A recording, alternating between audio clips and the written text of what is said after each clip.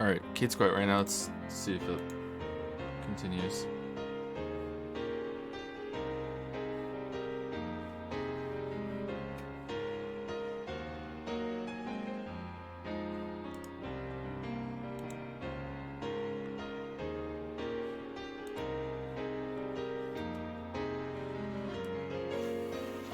Oh, we're on chapter 3. I thought for some reason we're still on chapter 2. Alright, so Steins Gate, is anyone here the first time? Steins Gate is a visual novel that we're reading every Saturday on a Steins Gate Sunday, because it's Sunday in Japan. We're on chapter 3 of 50, so we got a long road ahead of us. Like, I don't know, I don't think there's 50 chapters. God, I hope not. God, I hope not. Or if there is 50 chapters, I hope that it turns into like a John Grisham novel at some point, and you know, it's a chapter every page, 1-page chapters.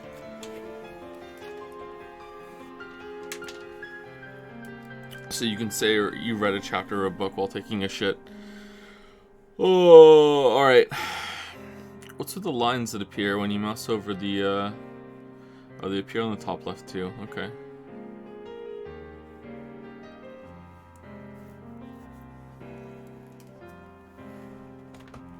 Do do do do do do do do do do do do do do do do. ふざけるな。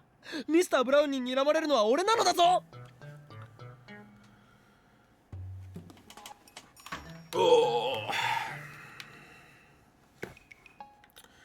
Okay, there's no character list or anything. Tips. Oh, that's the tips. Help. Help.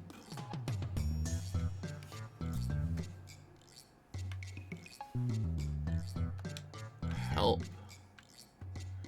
Title menu just takes us back. Yeah.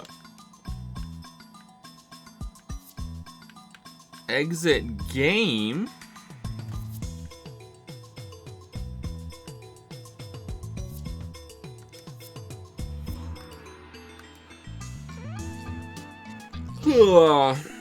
Alright, so here's the character list. As you can see, it could be a lot worse. There could be a lot more characters, but I mean, who knows? Maybe there are more characters. Maybe the list expands as new characters are introduced. That would be funny.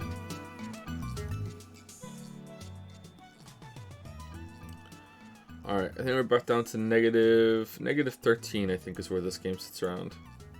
Or negative 12.8, there we go. So pretty much negative 13.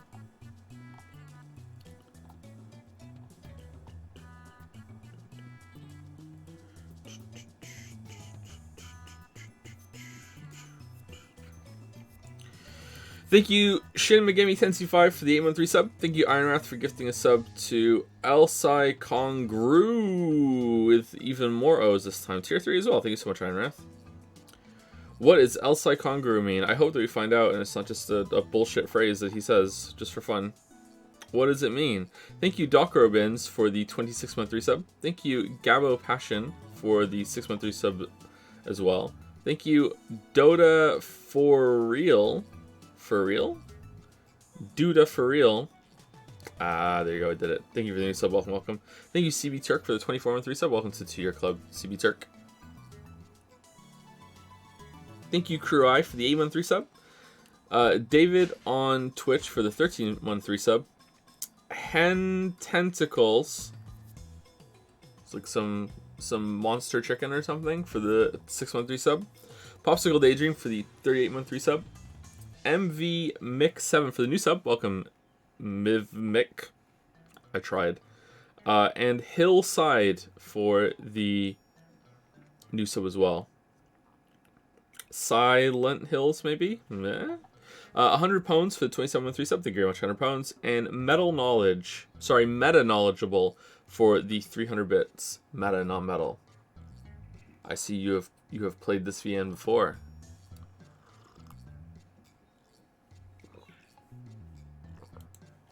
Thank you very much. All right, so Steins Gate is about living in Japan and somehow having a harem and still not getting laid. It's about your being a delusional fucking huge weeb, and having a bunch of friends that go along with your delusions, and some of them are even helping you and feeding your delusion. Yeah. There's some time travel subplot thing, but that doesn't really come up all that often. So like I don't really know where the subplot's going. It might be one of these kind of stories where the subplot is more interesting than the main plot.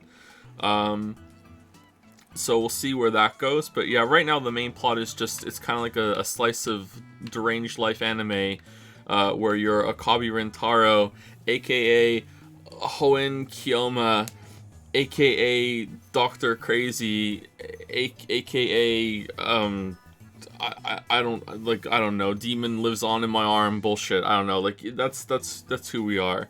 And yeah, most people on this list are just going along with our horse shit.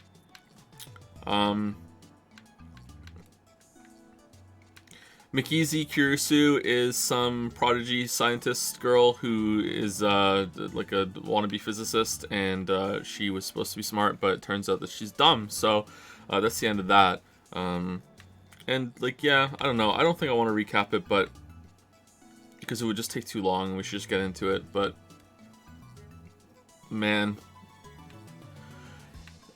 a shocking fuck all has happened since we started.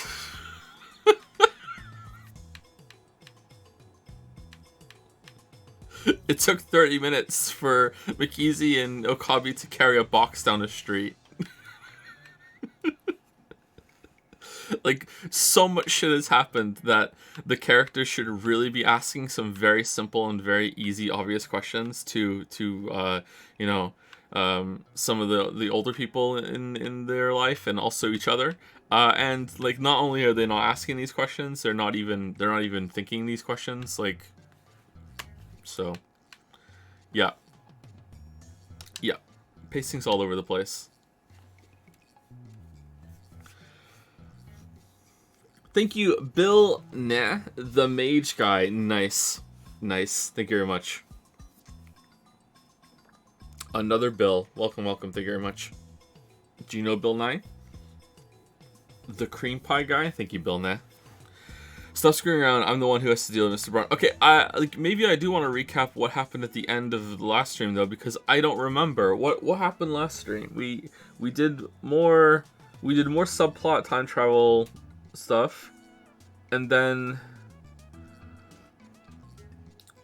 they start sending text messages back to the past again, or emails back to the past, and we found out that, yeah, that's what happened. They start sending mails back to the past, and they're all down here, right? Yeah, there we go. Assistant.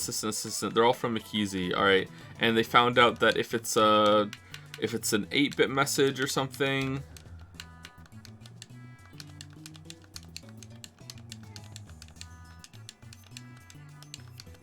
three lines is my limit. One or 2 bytes. Change the limit. Okay, surely like who it's from and everything else. Like, surely there would be way more data than that. Actually, you know what? I don't know enough about text messages to say that. Never mind. So 1 byte equals 12 characters, and 2 bytes equals 6 characters.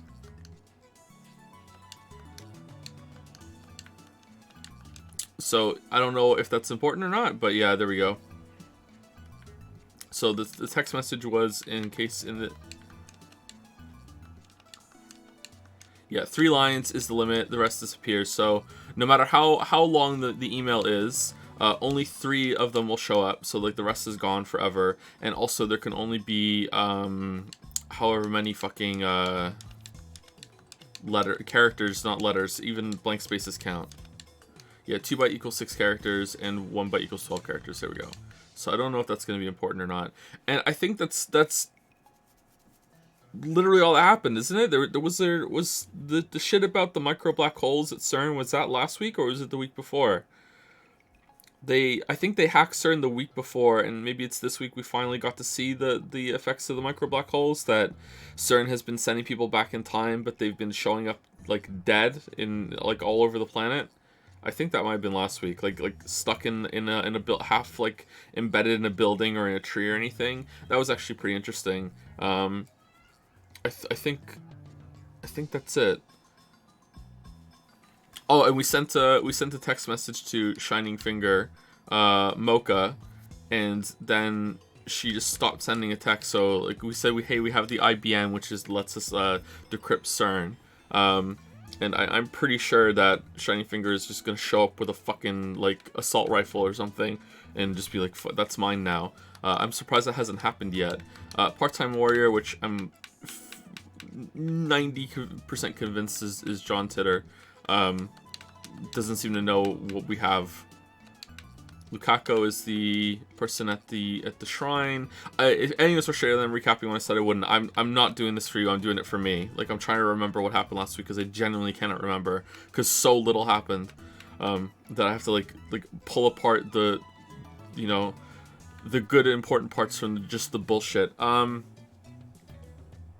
Fuck. What else happened? They had a Dr. P, the bananas. Let's just go. Let's see what happens. Stop screwing around. I'm the one who has to deal with Mr. Braun. But I gave you 5 days advance notice. Well, yeah, the timestamp's from 5 days ago, but was he mad? How's the sound? Yeah, I could feel his killing aura. Dara turns pale, but the two girls don't seem to care. They know not the wrath of Mr. Braun. Ignorance is bliss. Anyway, no more experiments today. Well, at least we got some good data. Did we, though? Then Kurisu hides her mouth with her hand as she yawns. I'm dead tired, and my hair's dried out. I want to take a shower and go to sleep. Your hair's dried out? Dried out? You've been sitting in here in a sweltering heat doing work, sweating, and your hair's dry? I sigh and take a box lunch out of the convenience store bag. It's cold, so I toss it in the phone wave, name subject to change, and set the timer normally. I still cannot believe that you still use it as a microwave. They have a time machine, and they're like, why would you risk breaking it? Just go get a new one. Sell some of your horse shit and get a new one. What the fuck? If you want a shower, there's one here. It doesn't have a bath though. Okurin always uses it. Kyoma-san, are you familiar with Garo froggies? They were a huge fad last year. We have tons of them at the shrine, so if you like, could you take a few off our hands? Dad brought a whole box home for some reason. Then he said they were for me. I don't know what to do with them. P.S. I was so bewildered I couldn't do any practice swings with Samadari. Oh, okay. Those weird-looking frog things that were popular with teenage girls in Shibuya last year, right? If I'm not mistaken, they came out with a wide variety of them. All right, that's a normal reply. You know, the stories you tell paint a very different picture of your father than the impression I got from meeting him. Which is the true him, I wonder. What? This... Really? This seems pretty accurate to me. I suspect that last year's Garo Froggy boom was an organizational plot. Be careful, Lukako. Those Garo Froggies may be responsible for your father's strange behavior. Let's go with number 1.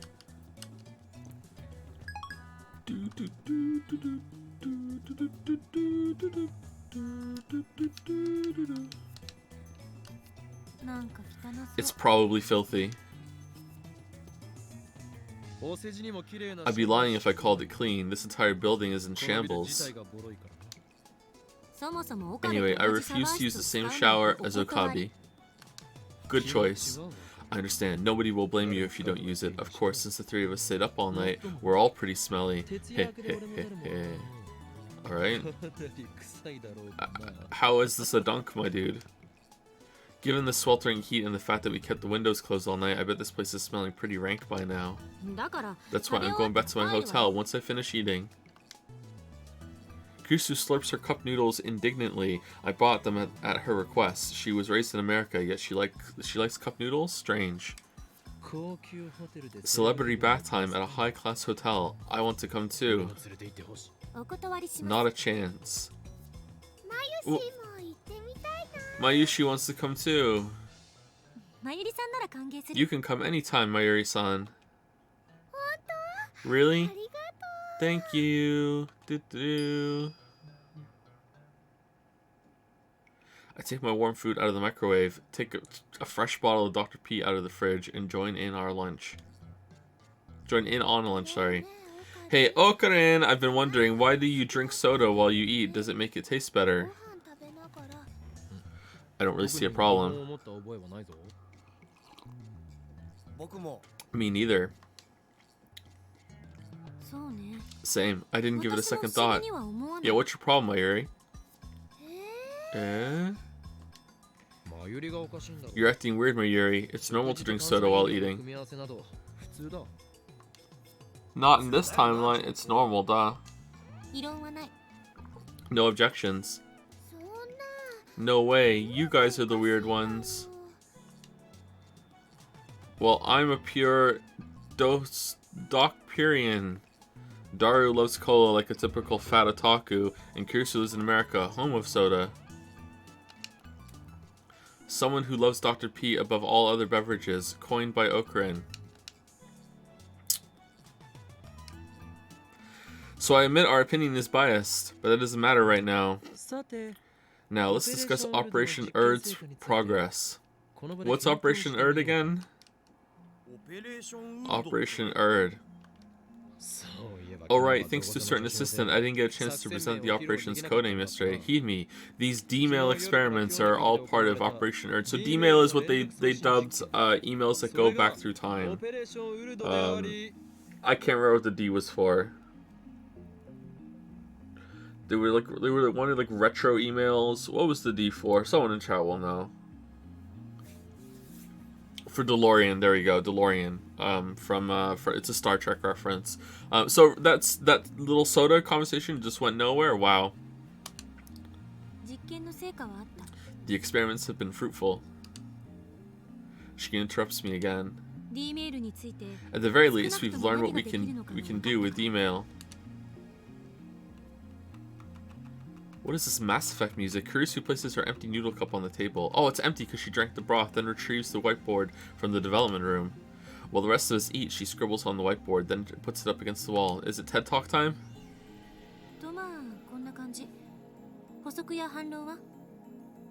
Okay, B hides everything, right?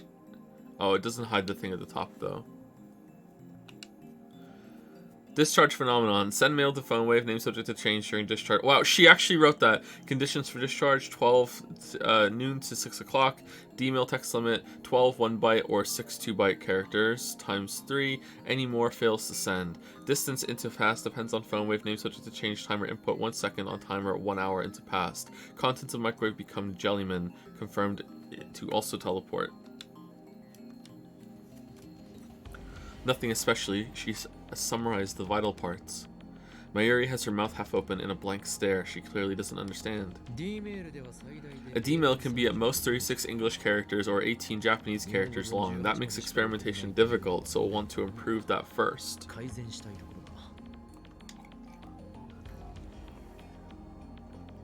Furthermore, each D-mail is split into 12 character segments. If you send 36 characters, you'll get 3 12-character emails. If you try to send more, everything after the 36 character disappears. Why though? But we figured out how to control when it arrives. That's pretty good, right?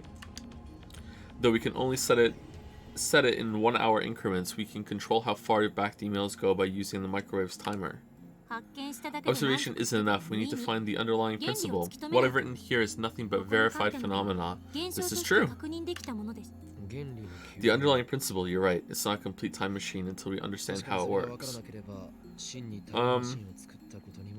I mean, it kind of seems like it's irrelevant whether you understand it or not. It's working. What could be the reason for the character limit? Daru and Kurusu remain silent. Suddenly, Mayuri, who has been staring at the ceiling in confusion until now, raises her hand. Chicken and bananas become gel chicken and gel bananas, but salt doesn't turn into gel salt, right? Does it turn into gel chicken? It's frozen. So much gel. Oh, I guess they do. Okay. According to Mayuri, the refrozen chicken had indeed been jellified when she tried eating it. Kirisu's prediction was right. Oh, I don't remember her saying that. And you can send 36 letters in a D-mail, but everything past that disappears, right? So I think maybe you can't send big things or a lot of small things. Maybe the curved black hole. It's Kerr black hole. The Kerr black hole. Kerr black hole.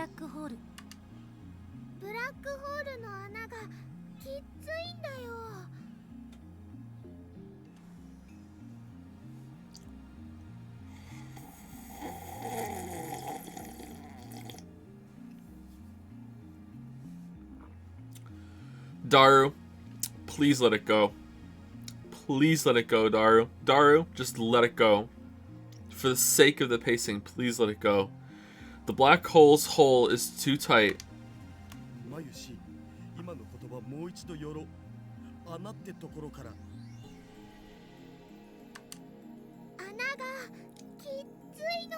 The hole is too tight.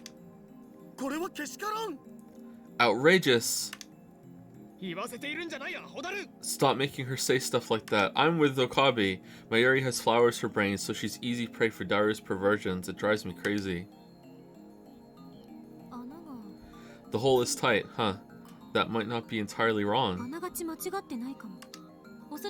Maybe we have the same problem CERN has with their time machine. Since they can't fully control the lifter, they can't make the singularities perfectly naked, which limits how much they can send. Anyway, 6 Japanese or 12 English characters comes out to 12 bytes. So what? Like, as it goes through the hole, it gets shredded, and that makes it gel banana or whatever. Surely it wouldn't matter if it was lots of small things or one big thing. Wouldn't it just be the like atomic mass? Like,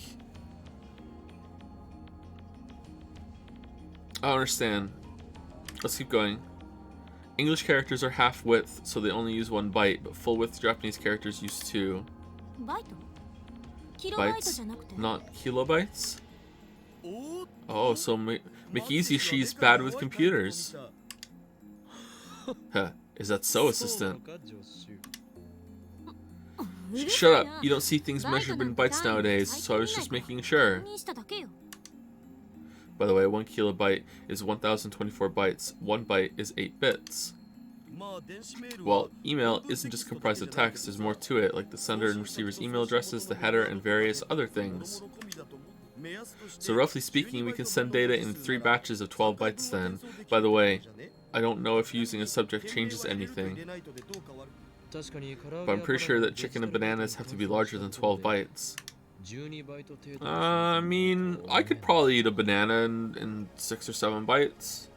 The chicken for sure. But yeah, banana, no, you could eat a banana in less than 12 bytes. How do you measure a banana in bytes anyway? Since each grain of salt is tiny, it's possible they could be converted to less than 12 bytes. So larger masses get crushed by supergravity? Mass might not be the issue here. Data doesn't have a mass. In any case, since the singularity is naked, the object is forced to pass through the event horizon. Okay, hold on. I'm confused. First of all, how could a pile of salt possibly be less, quote, information than a fucking just a text message? That doesn't make any sense to me. But the thing that really is bothering me, though, is that you are sending emails back to the past with a different mechanism than you sent the salt and the chicken and the bananas back to the past. You just put that on and put the timer on, and it just bing appeared. The emails, you're doing a discharge thing. That's a complete different thing. You should put a banana in there and do the discharge thing. Like, you're comparing apples and oranges here. This is just a waste of fucking time. Inside the event horizon, space and time switch places, causing the subject that arrived at the ring singularity to reach ultra high speed. The data crushed and destroyed by supergravity is shot out of the black hole as a jellyman. But even a small mass has to pass through supergravity. How does it emerge unscathed? If the hole is too tight, then just inject more electrons. I don't think it's that simple. I mean, I'm sure CERN's tried that already, and yet they haven't got any results after 9 years of experiments. McEasy, they're using a huge, large Hadron Collider. Ours is the size of a fucking microwave. Again, you're comparing two different things. Obviously, our machine works differently. We should try whatever the fuck we can. And surely, we don't really give a shit about the sanctity of the machine, considering that we're still using it as a fucking microwave. So, what the fuck are these fucking responses right now? It's not as simple as increasing the flow of electrons. Maybe ours works differently. Or do you really think that somehow we have a microwave that's just a miniaturized version of the fucking Large Hadron Collider? And just look, we just have this, and you're still not asking why? I see. I guess we just have it. I guess we just have a fucking 1/1000th to scale Large Hadron Collider in this office that you just somehow accidentally made one. Yeah, okay. CERN has a lifter, but we don't know what in the phone wave is filling the same role, much less how to adjust it. She has a point. We don't know what acts as the lifter. But we do know that it has successfully created a path wide enough to send approximately 36 bytes of data through the ring singularity. I don't get it. Mayuri, finished with her chicken, looks at us in confusion. Think of it like an RPG. The ring singularity, the entrance to the event horizon, is the gate to the Demon Lord's castle. The Demon Lord. Okay, I feel the need to clarify because there's some comments in chat right now. Alright, so when I've criticized stories in the past for doing this shit, a lot of people don't understand why I'm annoyed. Just like it was in Persona, just like it was in Danganronpa, and whatever. Alright, I'm not annoyed that the story isn't making sense, or that it might be explained later, or anything like that. Like, I'm not saying, like, there's no way this can make sense or any shit like that. I'm annoyed that the characters aren't saying these questions, because they're very, very, very, very, very obvious questions. They're very, like, especially for McEasy, who's supposed to be like a scientific prodigy. Like, the things that she's saying right now make zero fucking sense. So maybe, like, it's because she's really tired after she's done all of her bullshit or whatever. But, like, then just do a time skip. Let her go home and have a shower, and then come back and have a proper fucking conversation, instead of having this, like, waste of fucking time, you know? Like, it's really fucking annoying. Demon Lord.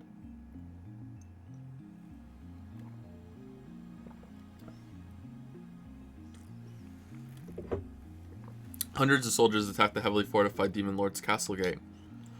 Oh my god, what are we doing? The soldiers can use the magic lift called Lifter to force the castle gate open. Oh, it's a okay, alright, this is actually not that bad then. But they can only keep it open for a moment before it closes. During that moment, only 12 soldiers can break through. The soldiers can only use Lifter magic 3 times. The 36 soldiers who make it through the gate return triumphantly as the heroes who slew the Demon Lord. But the soldiers who were left behind are imprisoned by the Demon Lord's minions. They're taken to the castle's prison cells and turned into slimes. The heroes save them after defeating the Demon Lord, but unfortunately they go home as slimes. So the soldiers who went home as slimes are jellymen? Okay, that analogy kind of fell apart with the jellyman part, but okay. But there's an exception. The soldiers that can combine into a super soldier with the strength and size of 100 ordinary soldiers. The super soldier has the power to defeat the Demon Lord alone, but since his body is too big, he can't pass through the gate, even when it's opened by a lifter. And so, deprived of his magic's effectiveness, the weakened super soldier is seized by the Demon Lord's underlings and sent home in defeat as a giant slime. Combining soldiers? That's just silly. Is it though? It's to illustrate that the object can't be too big. I get it. That's really easy to understand. Hey McEasy, remember when you ate that? Remember when you ate the banana slime? Remember that? Yeah, that was fun, wasn't it? It is. It's a dumb metaphor, but I guess it works. At least as an explanation for why things get jellified. It's all thanks to Mayuri's hint. Mayushi was helpful? Tutru, Mayushi, glad to be helpful. Yeah, great insight, Mayuri.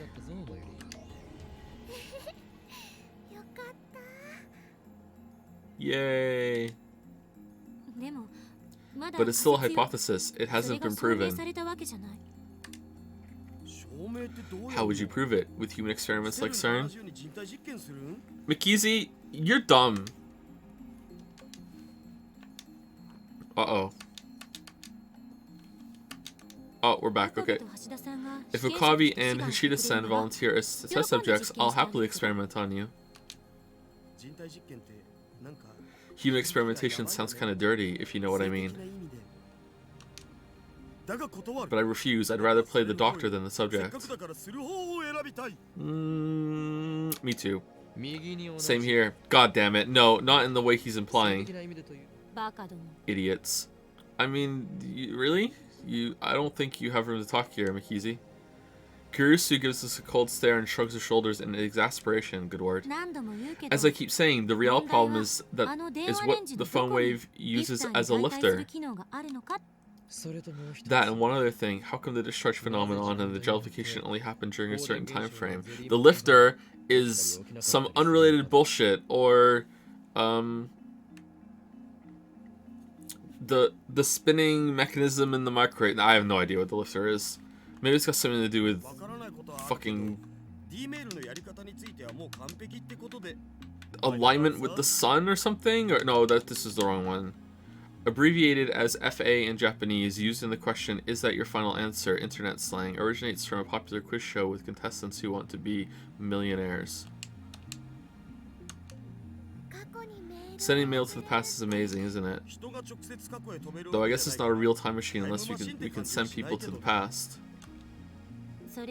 Even CERN has failed to send humans through. If you believe what Tider says, it won't be another, what, 24 years before there's a true time machine?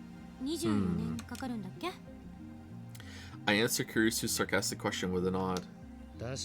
Physical time travel is impossible for us at the moment. We lack the funds and facilities available to CERN. Once again, you've done like a day of experiments with your machine that might function differently. Okay. And yet we have realized the form of time travel. We've sent data to the past. We should investigate the phone wave further. We need to understand what's going on. Thank you. I have some fun ideas for how to use D-mail. I'm gonna flirt with myself. I know how you feel, but we can't today. If we shake the building again, Mr. Braun is sure to blow a gasket. He'll raise the rent or kick us out of the lab. We can start experimenting again tomorrow, but this I will declare now. I step onto the couch and look at each lab man in turn. Alright, here comes an avalanche of bullshit. You have to take off your shoes, it's dirty. Today, what day is it? August 2nd. August 2nd, 2010 is a date which will live in infamy. For on this day, we, the Future Gadget Laboratory, have developed the first successful time machine in the history of humankind. No, CERN had it first. Thank you. It's not the first. CERN beat us. And you can't even say we developed it. It happened by accident. And how come you're not asking how? Please! Mikizi, it's weird. Fucking, like, who built it? Where'd you get it from? How'd you do it? Where's the schematics? Why have you not? What is wrong with you? Humph, it seems that my assistant doesn't know the meaning of the word serendipity. Penicillin, X-ray machines, dynamite, these inventions and more were all born from coincidence. A nitroglycerin-based explosive invented by Alfred Nobel in 1866. A type of electromagnetic wave discovered by Wilhelm Röntgen in 1895, famous for its applications in medicine. The world's first antibiotic discovered in 1929.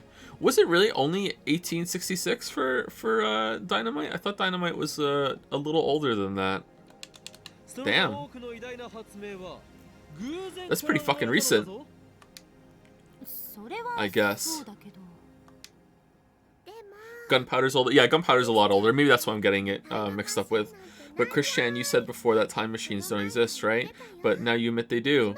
Yeah, if only my dad were alive to see it. It's just that I have to admit it for now. If we investigate how the phone wave works, it might turn out to be something that only seems like time travel. Does nobody have any respect for my grand declaration? Don't complain if I take the credit for inventing the first, second, whatever, time machine in human history. My dad, he went into his time machine and he died. He's gone forever. And the moment that he stepped through, I remembered a week before when I went to the fridge and there was this weird pile of green jelly that was on a plate and I ate it and it was tasty. I don't know where it came from, but yeah, I just like to eat green jelly whenever it appears. Damn, if only my dad was alive to explain this to me. The 66th roundtable conference ends here, dismissed. Wait, that was a roundtable conference? I didn't know that, and it's even the 66th. Who cares what kind of table it is? Kurusu gets up from her chair and stretches. I'm gonna go back to my hotel, take a shower, and sleep.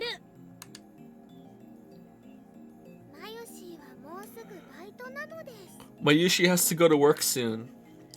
Kurusu is super biased and doesn't want to ask the questions. I really don't buy that. If that was the case with Mikizi, if Mikizi is so biased that she doesn't want to ask those really super fucking questions, I don't even think she would be here right now. I don't even think she would be taking part of the experiments. I don't think she would be showing as much keen interest that she is showing. I just think that the writing fucking sucks. I'm incredibly tired too. Let's just sleep today. But when I lie down, I find myself unable to sleep, though part of me is still frightened by the dark secrets we've uncovered. The curiosity and excitement are too much to bear. Now, whether the writing sucks because they didn't think that it would make sense to ask those questions, you know what I mean? Like, it's just, fuck it, just have her do whatever, who gives a shit. Or it's that, oh, we need to save her asking those questions for 20 hours in, or else, you know, the story's over. Like, we'll see. But either way, that's pretty bad, IMO. But when I lie down, I find myself unable to sleep, though part of me is still frightened by the dark secrets we've uncovered. The curiosity and excitement are too much to bear. We've built a machine that can send emails to the past. It's like a dream, but it's real, and it's ours. As I start thinking of ways to use it, my imagination spreads out to infinity, driving the last vestiges of fear from my mind. Like, why aren't they asking, why don't you remember getting the text? If we're sending it to the past, do you remember getting this a week? Did we change anything? And, like, clearly the answer is no. But the fact that they haven't asked that, like, no one has thought to, hey, do you remember that happening? Like, you know what I mean? Like, and they have, like, a proper conversation about it? Like what the hell? They did ask? If they did, then I take it back. But I don't remember them asking that. I don't remember a conversation happening like that. I'm standing in absolute darkness. How long have I been here? I can't remember. I can't move. When did they do that? When did they do that? Daru remembers your... I'm not talking about the one Daru got. Daru one has different rules. Daru's has different rules. I'm talking about the ones that they just sent.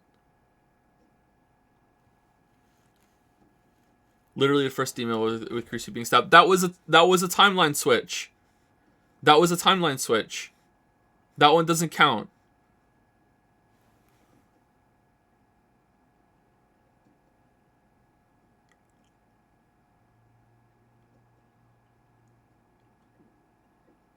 So they haven't raised the question about the other ones? Okay. I can't move. I can't feel. I can't see. The world is empty. No, not empty. A voice resounds in the blackness, as if whispering in my ear, as if screaming from far away. That makes it worse then. Like, if Daru says remember, but Okabe doesn't, then Okabe should be like, why can Daru remember getting that message, but I don't? What the fuck? That makes it even worse, as if dozens of people around me are speaking at once. Where am I? You are beyond the event horizon, where time and space switch places. Oh, what's happening here? Suddenly the darkness is dispelled. Oh, looks good. An ocean of stars fills the heavens. The sight is breathtakingly beautiful. However, one point in space lacks stars. I notice that point. I stare at that point. It looks like more than one to me. My body starts to fall. I'm falling through the sea of stars. No, not falling. I'm being pulled into a rift of utter darkness from which not even light can escape. In an instant, my consciousness has exceeded the speed of light. Stars flash past and vanish from sight. Light itself is but dust in my wake. Logic screams that this cannot be. Nothing can move faster than light. Except for super light. That would contradict the theory of relativity. You aren't moving. That voice again. It comes from behind, overtaking my faster-than-light consciousness. At the same time, it seems to lie in wait at my destination. Why do I hear Christina's voice? If we see her fucking shower, you aren't moving. Those same words. We fucking plane walked to go and fucking perv on her in the shower. Those same words. Remember what I said. Here, space and time switch places. You can't move through space. But your time is stretching out to eternity. I accelerate. I can hardly breathe. It feels like something is crushing my body. 1 second for you, an eternity for me. As I observe you from a distance, I see you as a still object. I fall. I'm pulled. To the depths of the dark. Or perhaps to the end of the universe. But even beyond the speed of light, I'll never reach it. Am I looping? You're loopy. No, that's not it. Is the end running away from me? That's not it either. Stretching. What is stretching? Space? Me? Don't look back. Eternity is not infinite.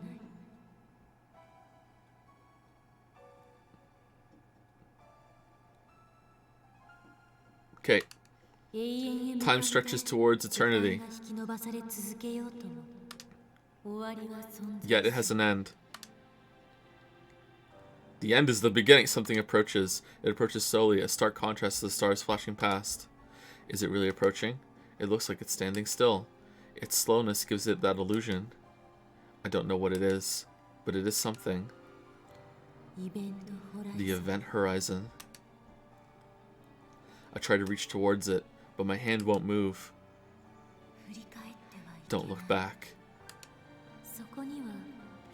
You will see only yourself, trapped in a second stretched out to eternity. I'm slowing to a stop, but still I keep falling. The end never comes. And asymptotic? A asymptotic approach to zero.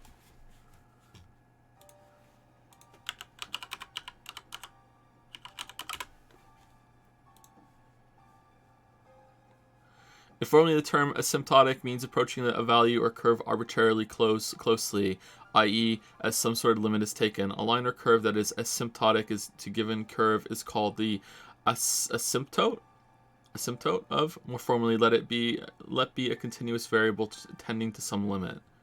In mathematical analysis, asymptotic analysis, also known as asymptotics, is a method of describing limiting behavior. As an illustration, suppose that we are interested in the properties of a function as n becomes very large. Oh, okay, I dropped out of math before we got into functions. As an asymptotic approach to zero.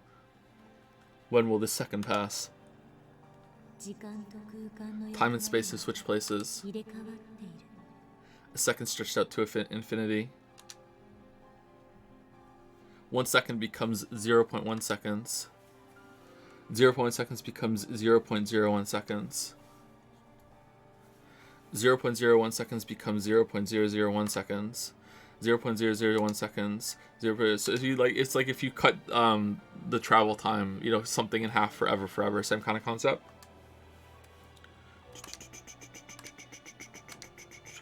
When will I arrive? Gradually time shortens. Gradually my perception of time lengthens. Face forward, struggle on. No matter how close I get, I can never reach. To the Demon Lord's gate. Suddenly her words take on an amused tone. The Demon Lord's gate. Gate, you don't have the key. You can't pry it open. Oh, she sounds amused. I try to shout, but my mouth won't move. I mustn't look back.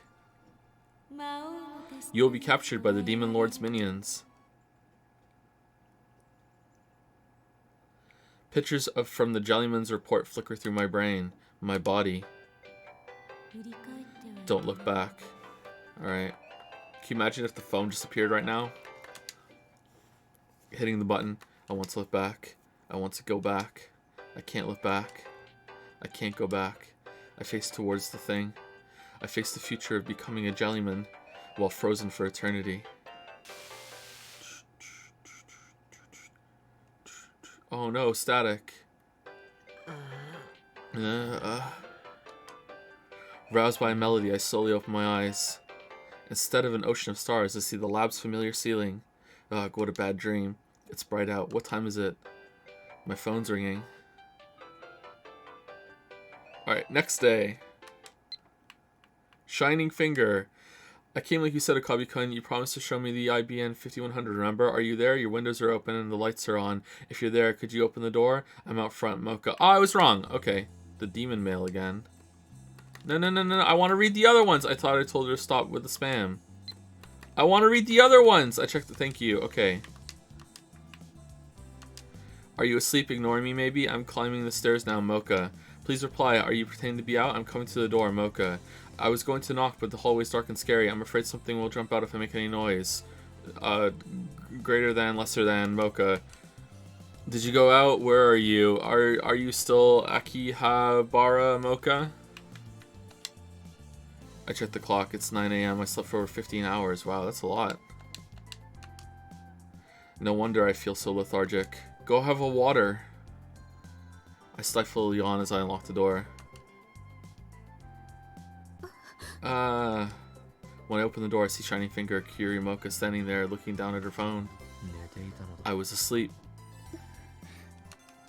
Her expression doesn't change, but she bows her head slightly. I guess that's her way of saying sorry.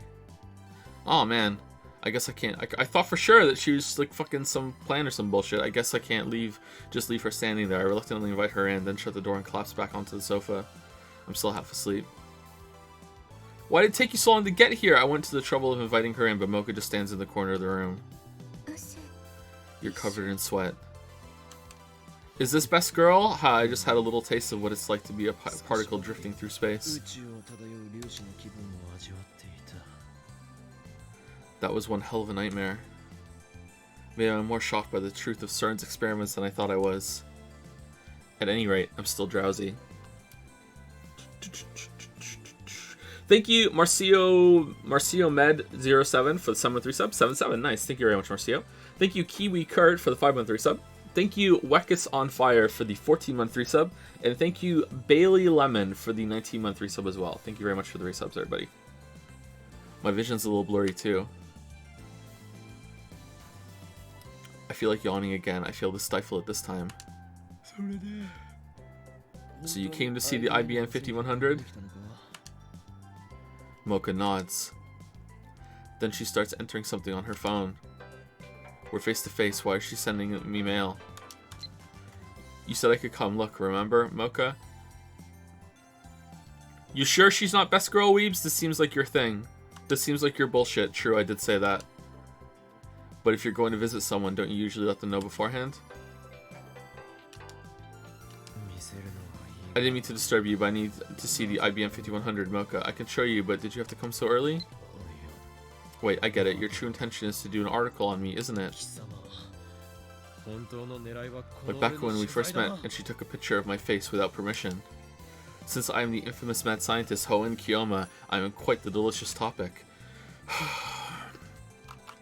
In my dealings with dark powers, I've learned secrets that could topple governments. People would love to get their hands on my knowledge. Of course, that's why I'm being chased by the organization. And even though I'm an insufferable fucking asshole with all these stupid bullshit that I've, deceived myself into believing, somehow it will all come true, and I will be redeemed, and I will look like I came out on top with this horse shit, and that's why I refuse all interviews and photo ops. I don't get smarter, the world gets dumber.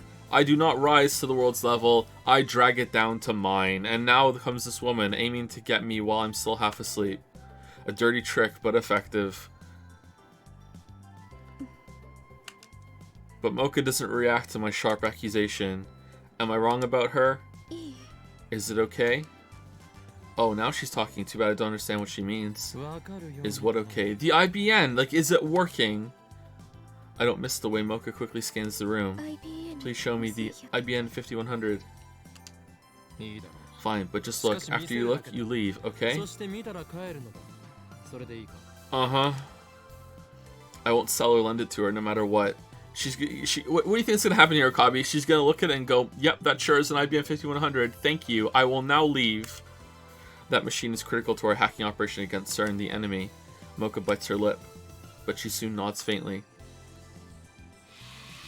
I open the curtains to the development room. Off the side is the cardboard box with the IBM 5100 inside. It's in that cardboard box over there. I point to it by jerking my chin. Mocha slowly walks up to the cardboard box, takes a breath, and peeks inside. Ah! Her eyes instantly light up, and she stares at the machine in fascination.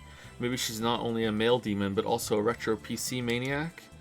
Or maybe she's even a pervert with a retro PC fetish. Yes, these are the ones you jump to. Yep.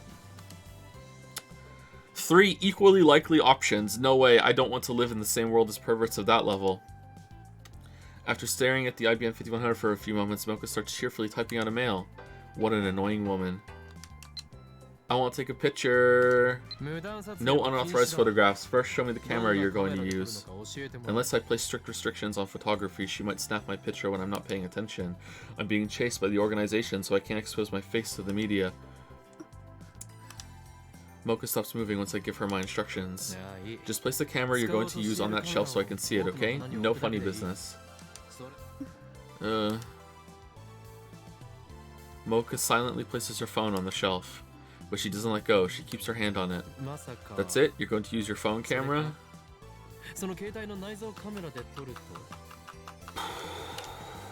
Mocha nods, still expressionless. I thought she was doing a magazine article, but if she's using her phone, something tells me she's not very good at her job. So maybe she's so nervous about interviewing me that she forgot her camera. At any rate, I'm starting to feel sorry for her. Alright, you can take as many pictures as you want, but on one condition, no face shots. If you take a picture of me, I'll have no choice but to silence you. I don't want your picture. Oh. Mocha starts shooting the IBM 5100. In the box? She doesn't even glance at the great Hoenn Kiyoma. Heh, she may act like she doesn't care, but I can tell she's waiting for me to lower my guard. She can't deceive these eyes of mine. A picture of me is worth millions to the right people. Given her stalker-like behavior, it seems safe to assume that I am the true focus of her interest. But I won't be exposed so easily. I feel sorry for her, but I can't let the organization find me. I've been on the run for so long that caution has become habit. Leave no trace of where you've been. Stay vigilant around the clock. That's how you stay alive. I keep my guard up, ready to respond with lethal force should she attempt to take my picture. But 5 minutes later, and she's still focused on the IBM 5100. It's like I'm not even in the room. Really? You're still taking pictures of it? She dares attack my pride, a fearsome opponent indeed. 5 minutes of taking pictures? 30 minutes later, Mocha is still taking pictures. Oh, it got worse. The period between shutter sounds has lengthened, but she's still adjusting her angle for every shot. Her expression is completely serious. Come on, it's a computer, not a supermodel. I watch her work from the lounge as I munch on a breakfast banana, jellified for flavor. I would have preferred to get something from the convenience store, but I didn't want to leave Mocha alone. I know the IBM 5100 is too heavy for her to carry, but still, there's no telling what this fanatic will do if I let her out of my sight. Suddenly, I get another mail.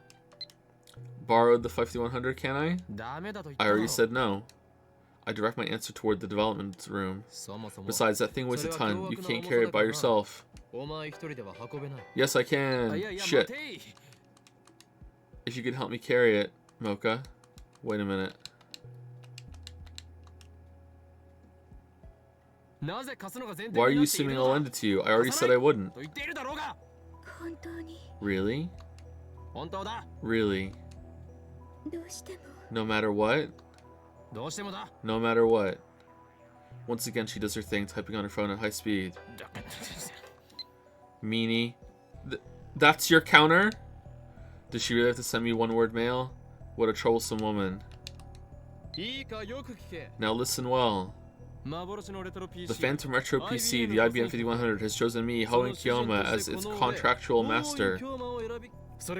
That's the undeniable truth. Not even God can change this decision, for it is the choice of Steins Gate. Thank you, Kali Doggo, for gifting a sub to More Like Stinks Gate.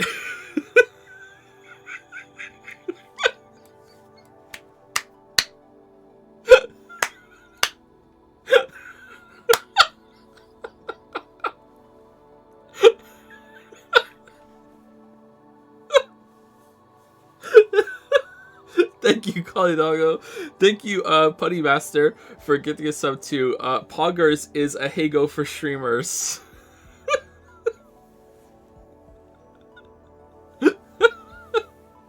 Damn, 2 laughs in a row. Thank you, Techie Tom, for the 4-month resub as well. Thank you, Techie Tom. Man. Oh, more entertaining than the game. Oh no. Damn, almost like I said on purpose. It's not a game.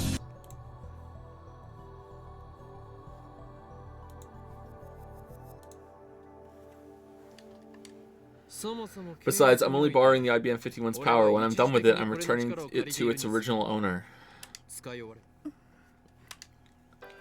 It's this shrine that I know someone who works there, and just coincidentally, someone dropped it off and said that someone like me would come along and get it one day, but I didn't wonder about that or ask any questions or anything.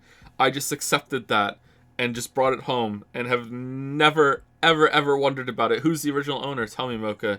Stop with the mails already.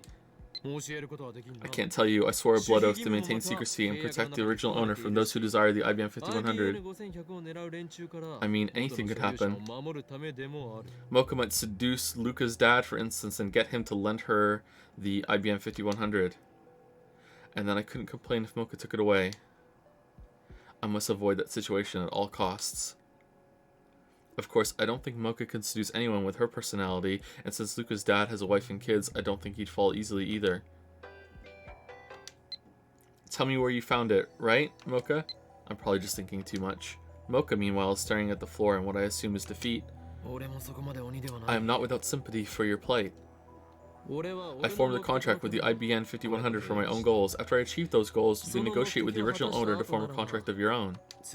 When I return the IBM 5100 to Yanabayashi Shrine, Ragnarok will be over, and the fate of the world will have already been decided. Oh, I thought he was saying that to her, and I was like, what the fuck, dude? Like, just, what the fuck is wrong with you? She's not gonna get it. Oh, now he is! Okay, and when Ragnarok is over, whether it ends in victory or defeat, my life with Sion will be... Okay. No, forget what I said. This is no time to be thinking about the future. After all, my future is already... Anyway, where was it? Jeez, I had some good angst going there. She's just oblivious to the mood. The IBM 5100 was at Yanabayashi Shrine. Just then, I hear the sound of the door opening. Mocha twitches. I look into the lounge and see Daru wiping the sweat off his brow with a towel as he comes in. Guten Morgen. You sure are early. Ever since university went into summer break, Daru's been coming to the lab in the morning less and less. But then again, he's also been staying up all night more and more. I went to bed early, woke up at 5 this morning. Man, it's hot. It's not supposed to be this hot in the morning. Oh, Okarin! Who's this Arat, sexy 3D woman? Not better. Let me introduce you. This is Shining Finger, Hiru Mocha. Shining Finger. Does her hand glow with an awesome power? No, but she's definitely an Esper. Thank you, German one, for the... German one for the 14-month resub. Thank you very much. Thank you, Zero Nashi, for the 100 bits. And thank you, Zero Nashi, or Onashi, for gifting a sub as well to... Oh, no. Treyer? Trey 17, maybe? I'm not sure. Wait, are the numbers letters? Thank you very much, Zero Nashi. But she's definitely an Esper. An Esper, that's stupid. Watch your type, you'll see. Well, whatever. Welcome to the lab, Kyoshi. Shouldn't she be shining thumb, not shining finger? Even though Daru bowed his head, Mocha doesn't so much as look at him. I don't think I read that right. Sorry, she's now looking down at her phone. Not that she ever really looked away. Daru turns red. Thumbs are not fingers, a derogatory term used by otaku to describe women who subscribe to a way of thinking incomprehensible to men. Such women are supposedly influenced by mainstream culture as promoted by women's magazines. Some claim that this phrase is used by men to justify their lack of success with women. Mainstream women. What magnificent ignore skill. Are you looking down on me because I'm a fat ass Oda? You're a mainstream woman, aren't you? You have 10 digits. You have 10 digits. A thumb is a digit. Fingers are digits. 10 digits. 8 fingers. 2 thumbs. Digits. Thumbs are not fingers. Mocha, this is my favorite right arm. Super Hakadaru. Mocha lowers her chin imperceptibly. Was that supposed to be a bow? Her expression hasn't changed at all. Everything Daru says flows cleanly through one ear and out the other. She was so eager to meet the Super Haka before. Hey, Okarin, did you do something to her? Like what? We were just taking pictures. Pictures? Pictures? So you're going to blackmail her and force her to be our sex toy? Stop applying a roguey logic to reality. My bad. Yeah, it happens a lot, dude. Daru's jokes aren't helping. Yeah, he's the one that's out of line. Yep. Oh right, I thought up some upgrades we can make to the phone wave. Name subject to change. Like what? You know how it's a huge pain in the ass to send emails to the past? Yeah. I want to simplify that process. Oh, and also make it possible to forward from the phone wave's dedicated phone. Yeah, that would be a good idea. Forward? What do you mean? Right now, you can only send an email to the phone attached to the phone wave, right? That's right. In yesterday's experiments, my phone was attached to the phone wave, name subject to change socket, so my inbox got flooded with emails. That's pretty inconvenient. If we give the phone wave's dedicated phone a forwarding function, we can use it to send emails to any number we want. How can we afford to give the phone wave its own dedicated phone, but we can't afford to get another microwave that we can use for food? How long will that upgrade take? 2 or 3 hours? That's if you help me, though. Understood. I'll help. Okay. Daru really is reliable. Phones are cheap. So are microwaves! I walk up to him and with my hand raised for a high five. But he completely ignores it and sits on the sofa and begins eating. I don't want to skip, no. Damn it, pay attention, Daru. I slowly lower my hand. Whatever. Once the upgrades are complete, we'll gather the lab mems and begin discussing serious email use. Once the upgrades are complete, we'll gather the lab mems and begin discussing serious email use. It's time to think about the practical application of the same email to... No, microwaves are not that cheap? Alright, let's find out. Alright.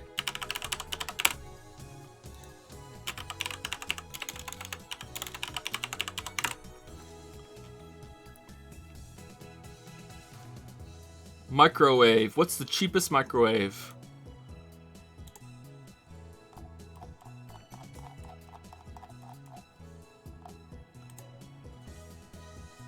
Small microwave. Sort by price. I'm getting shirts. Why am I getting shirts?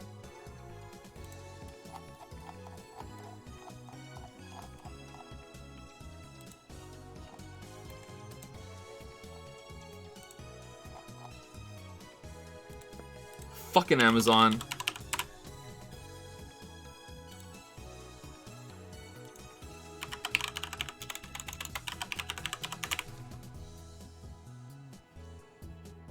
Over the range. Over the range. Alright, cheapest microwave on Best Buy is $65, and that's Canadian. Alright? $65. So 80, 90, 100. There's options around that area, and these aren't on sale either. Okay? So if they go to it, and this is new, and they don't have to sell it, they don't have to buy it new. They could buy it fucking secondhand, or they could go to a fucking pawn shop and just buy a microwave or some shit. All right? Like, no way.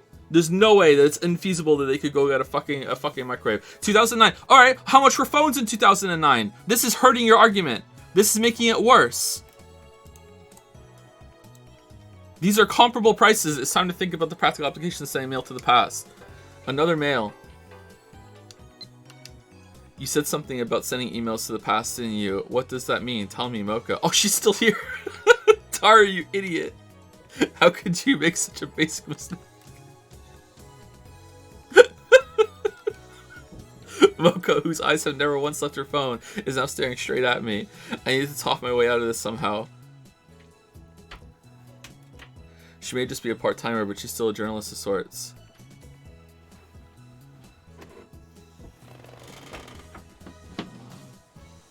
Can you send text messages on your phone?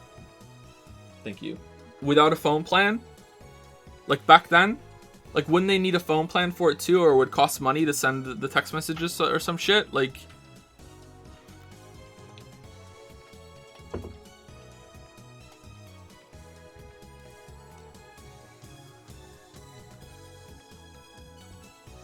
they're using emails? Was nah, I don't know enough about data and shit back then. Well, I would still use data, right? Like, what was data, like wireless data, like roaming data, like back in 2009 in Japan? Wi-Fi. Okurin sent an email in the street. He sent an email in the street. He sent an email in the street, chat. He sent an email in the street. What would that be?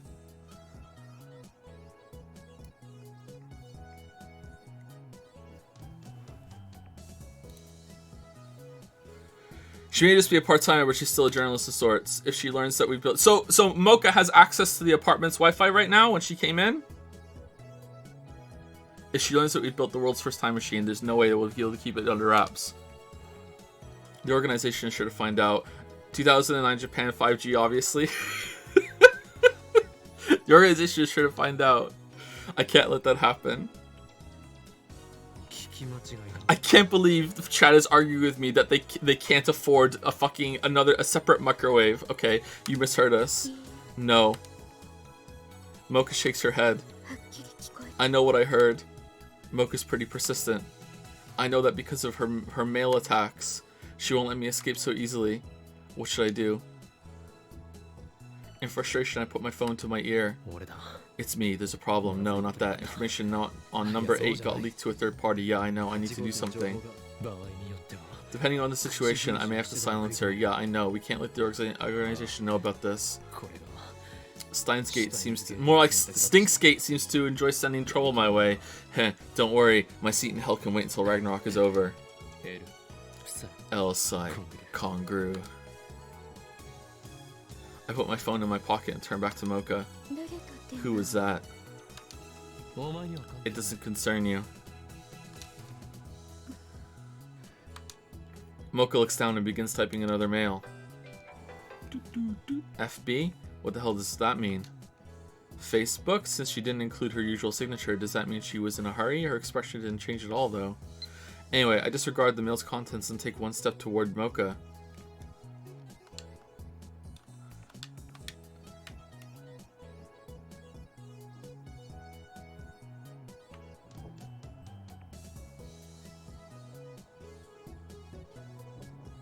What?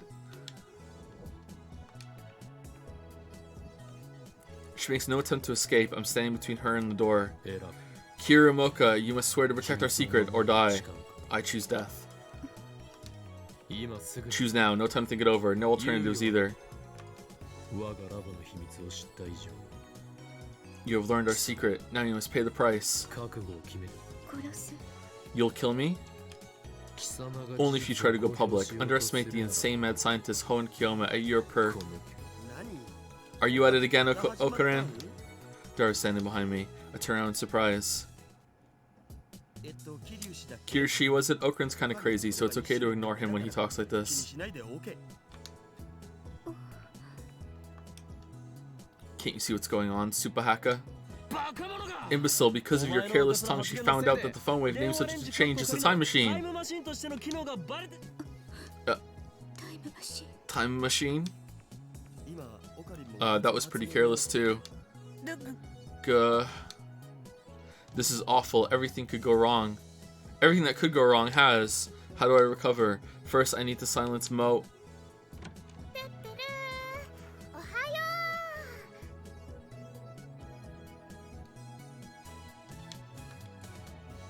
Oh, wrong.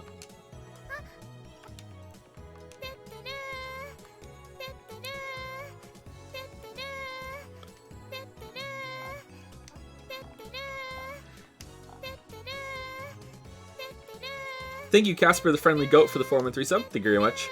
Thank you, 8 Fingers Anderson, for the new sub. Thank you very much. Oh, is that why everyone's arguing with the microwave thing? Because they disagree so hard about the thumb thing? Alright, that makes more sense. Alright, thank you, 8 Fingers Anderson, for the new sub. Welcome, welcome. Thank you, La Roche Monty, for gifting out 10 subs. Thank you very much. To Dalek Skywing, Big Dom, Par Trick, Grub, Aurora Owl, Fire Agent Ruby, Deep Fry 55, X Chrome 24, Semojo, and Captain Climax. Thank you very much, Laura Chwanti. Some new subs, some resubs. Well, welcome to some of you, and thank you very much again, Laura Chwanti. Here's a Tuturu.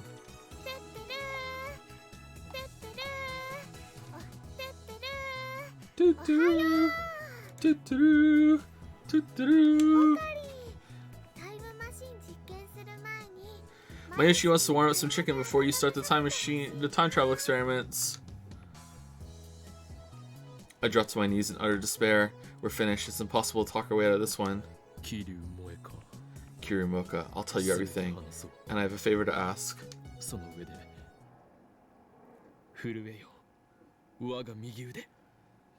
Tremble, right arm of mine. By the covenant I command thee, come forth, hellfire of darkest black, fulfill my desire for ultimate destruction. Ashes to ashes, dust to dust. Haram. I pull hard with both my arms, tearing the microwave door free with a terrible screech. What? Why are you fucking with the accidental time machine? What the fuck? What the fuck?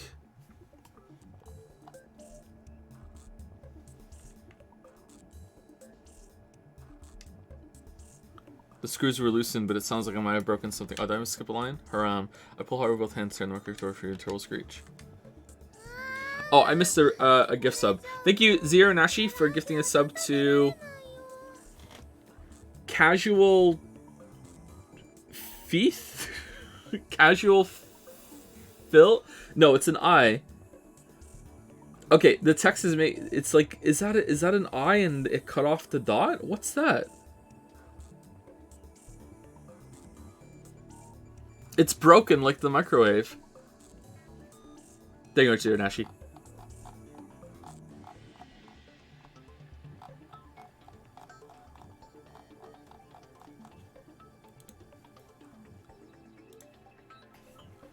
Now I can't warm up any more chicken or use it as a time machine. This isn't a microwave anymore. It's a time machine. That's not fair. Go buy a new microwave, Okarin. Yeah! Me and my Yuri. We're like this. Go buy a new microwave and turn that one into the time machine. This one is my microwave. I don't have that kind of money. Yeah, okay. Besides, this was Daru's idea. Look at all the junk around the lab. Yeah, don't have that kind of money. Removing the microwave door means we don't have to open it every time we want to send an email. Yeah, this is the place that doesn't have that kind of money. Daru is currently reprogramming the microwave so that it won't stop when the doors open. He's already programmed the forwarding feature. Will it work with the door open? I don't even think the microwave will turn on. Maybe Daru overrode that. Mocha takes a picture with her phone. I cover the lens with my hand. I told you no pictures. In commemoration. Of what? Anyway, no pictures. He just said that? Daru's currently reprogramming the microwave so it won't stop when the doors. Oh yeah. I just heard reprogramming and just kind of blanked it out. I'm not really paying attention to what I'll be saying. Sorry. Of what? Anyway, no pictures. Mocha complies. I registered as a lab mem number 005 just a bit earlier. It was a choice between letting her leak word of the time machine or forcing her to join our group. I reluctantly choose the latter. I've gone soft. The old me would have killed her without a second thought. Mocha is standing right next to me, but my monologue has no effect. Looks like she wants to ask me something. What is it? Is it really a time machine? No, we're just fucking with you, and we can pass this off as us just fucking with you because of all the other crazy shit that we've done. Here's your out, Okrin. Take it. Yeah, okay. Yes, you'll see. But you can't tell anyone, okay? Mocha nods. Alright, program complete. Kurusu, lying on the sofa, looks up from the technical manual she was reading. She got here about 30 minutes ago. Ooh. Whoa! Whoa! Whoa!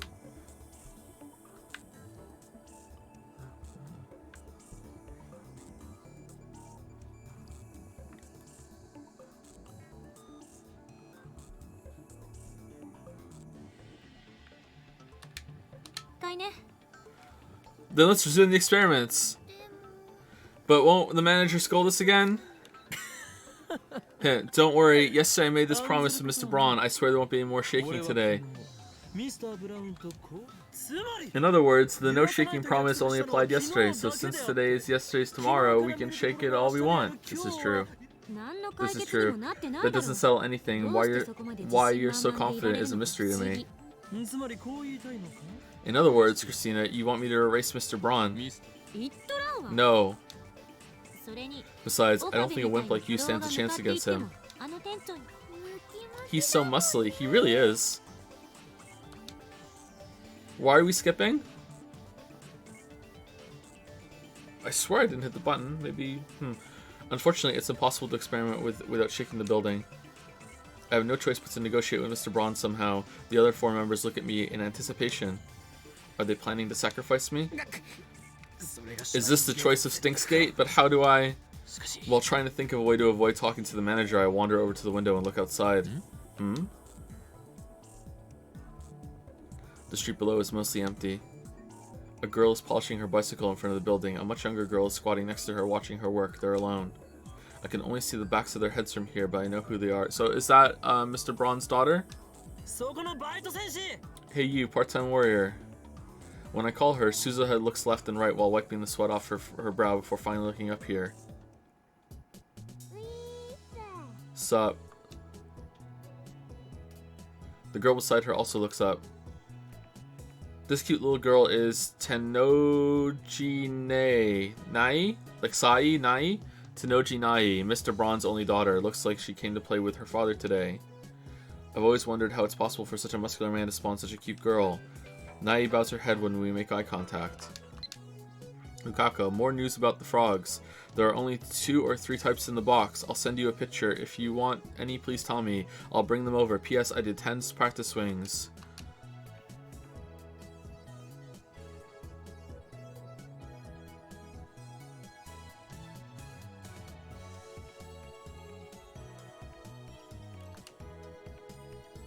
Oh, we're not done. Think strange.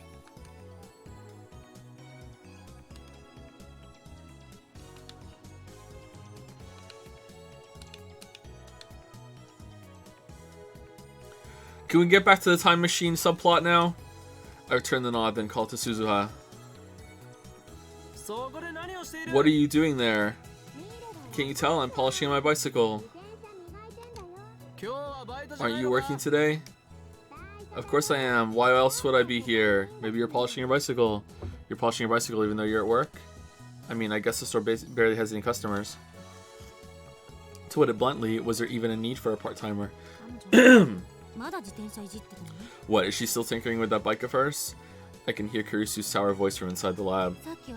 She was there when I came in, glaring at me. And then she said some bullshit about how I'm the leader of CERN in the future and that she wants to kill me and she fucking hates me and don't worry, I'm gonna get you one day. Kind of weird that she would say that. Completely unrelated to what's going on, I guess. Damn, I'm not gonna question it or ask anything. I'm just gonna go upstairs and go to the fucking time machine microwave thing. Alright. She also said something about my dad, but how could she know my dad? My dad's dead. He went in his space shuttle and he's gone. Looks like they're still fighting. Hey, part-time warrior, where's Mr. Braun? Mr. Braun, who's that? The manager of the junk shop you work at. It's not a junk shop, it's a CRT specialty shop. My assistant's so picky, junk shop was a joke to add a little Hoenn Kiyoma spice to the mix. Oh, so that's who you meant. Ahaha. Wait, what's his name then? Daddy's name isn't Mr. Braun. The little girl diligently corrects us on her father's name. She must not get the joke. Oh, okay. The boss is on a service trip. I don't think he'll be back for a while. Oh, now we can fucking just shake the building as much as we want. Well, what? Is that true? What does it say? Barry Fisher or something? What's on the bike? I don't know that. It's true. I wouldn't be slacking off like this otherwise. Nai, don't tell the boss I said that, okay? It's like she's talking through the closed window still. I thought they opened the window. Then let me ride your bicycle. It's a blessing from the gods. I'll give the gratitude of a part-time warrior and shift my attention back inside. You heard her. This must be the choice of Stinkskate. Mr. Braun is currently absent. In other words, we can experiment to our heart's content. That doesn't solve the problem, you know. I'm telling you, it's the choice of Stinkskate. Why does he keep calling it Stinkskate? It wasn't funny the first time, and it's not funny the 10th time, Joe. It's not fun. It's because of OC that's not fun. Whatever, I want to try out the Phone Wave 2nd edition, the version 1.03. Second attention verse erosion.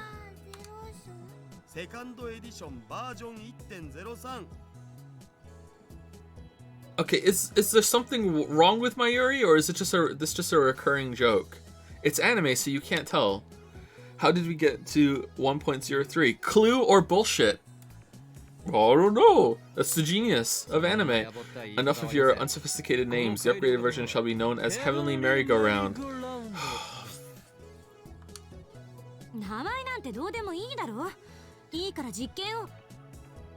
How has it still not gotten good? How has it still not gotten... The name doesn't matter. Let's just start the experiment. The sound of a camera interrupts our quarrel. Mocha has her phone pointed at us. How many times have I told her not to take pictures? You look like you were having fun. Let's put her phone in the time machine and erase the pictures. Mayuri smiles happily. Daru doesn't react. Kurisu turns that way in a huff. Hardly. I'm fed up with these people and they're fooling around. This assistant is such a tsundere. A girl who is usually aloof and acerbic, son, but becomes affectionate, dear, when alone with her romantic interest. However, the definition has been getting more broad recently. Yeah, it's not what it used to be. I'm a tsundere purist myself. Who are you calling a tsundere? Ooh. Makizi shi, you know what tsundere means? No. I think you do. I think...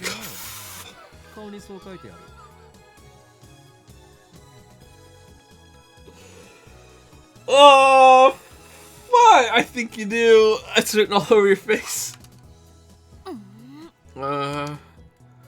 Kurisu bites her lip. So she is familiar with the Taku culture. I wonder how she got that knowledge while living in America. Experiment, please. Mocha's tired of waiting. Me and Mocha, man, we're like this. She's shown great interest in the time machine ever since we told her the truth. Of course, I made her promise never to write an article about it. I threatened to take her phone away if she breaks her oath. The phone wave, name subject to change, is ready to send a D-mail whenever we are. I'm setting it up so it forwards to Okarin's phone. Daru types my phone's mail address into the X68000's keyboard. We decided Mayuri was going to be the one to send the email, so she starts typing on her phone. Did Mayuri get some food? I feel bad for Mayuri. We set the microwave timer to 60 pound and press start. Even though the door has been removed, the microwave runs like always. Yep, this isn't dangerous. The discharge phenomenon occurs and Mayuri's mail goes through the phone wave. Name subject to change is dedicated phone to mine.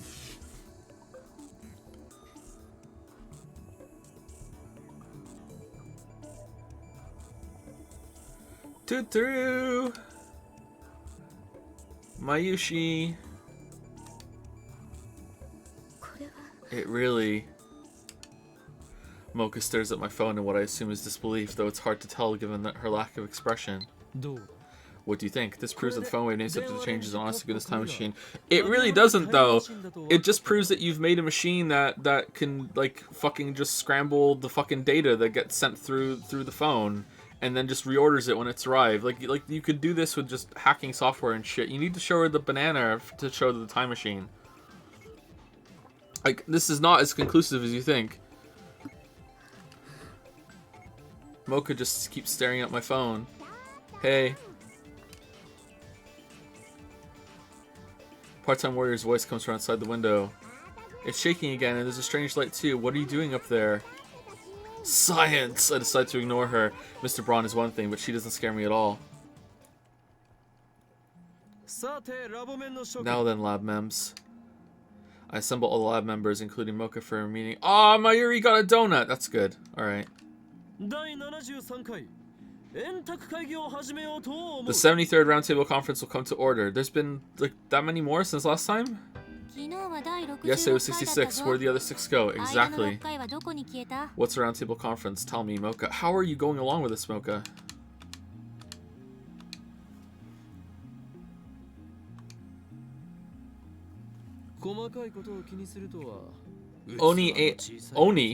Only anal retentive bastards care about the minor details. That's why you'll never be more than Assistant Christina. Here's me, anal retentive bastard, holding up my hand.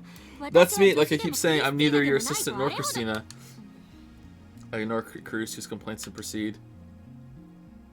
In the first stage of Operation Erd, we tested the limits of D-mail technology. We discovered that we could only send up to 36 English characters. What's D-mail? Operation Erd sounds military, Mocha. Today we advanced to the second stage, practical applications of D-mail. Practical applications? I'll send one this morning so I can say, "Good morning, Okarin." Aww. Aww. Like hell you will, right on the back of a leaflet or something. I like Mayuri. But if it's on the back of a leaflet, you won't get it. When I say practical applications, what I mean is... Mayuri-san sure is funny, Mocha. Can you just talk like a normal person? What's wrong with you? I take a short pause to look at all 4 members, then I lower my voice. Changing in the past. Shock ripples through the room. Does it, though? Now hold on, it's too dangerous. Are you trying to play God? Yes. Change the past. I want to try. Oh, she's in. Alright. Oh, what's so dangerous about it? Let's say you create a time paradox and blow up the world. What do you plan to do then? It won't matter. The world's blown up. I won't know the difference. Well, I guess we'd be dead. Exactly. You're going to change the past so recklessly? Are you kidding me? Don't tell me you're not seriously trying to bring chaos to the world or whatever, are you? We're ahead of chaos. The next in the semicolon series. What's this about chaos? Are you a bad guy, Kobi-kun? Mocha? Yeah, do you like that? I'm the mad scientist who won't kill. Nah, he's all talk. It's fine to ignore him, Mikizushi. Really? Don't worry. Okarin's actually a very nice person. You'll see. Toot-toot. I don't remember asking for an appraisal, but I'll answer Christina's question. I disagree. You won't lend me the IBM 5100. Meanie, Mocha. Oh, what the f... Is anyone in this game not a fucking anime girl? Like, what the f... My dream is to plunge the world into chaos. However, it is still too early to bring that dream to fruition. We can only send 36-byte emails. That's not enough for my purposes. It's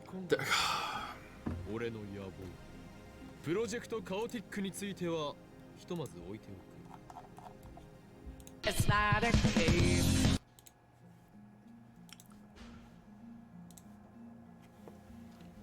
Therefore, I shall set my ambition, Project Chaotic. Wow, what a name, aside for now. Project Chaotic? Did you just come up with that? Of course he did. Correct, Mikizushi. Yes. Okrin just says the first thing that comes to mind. He's always like that.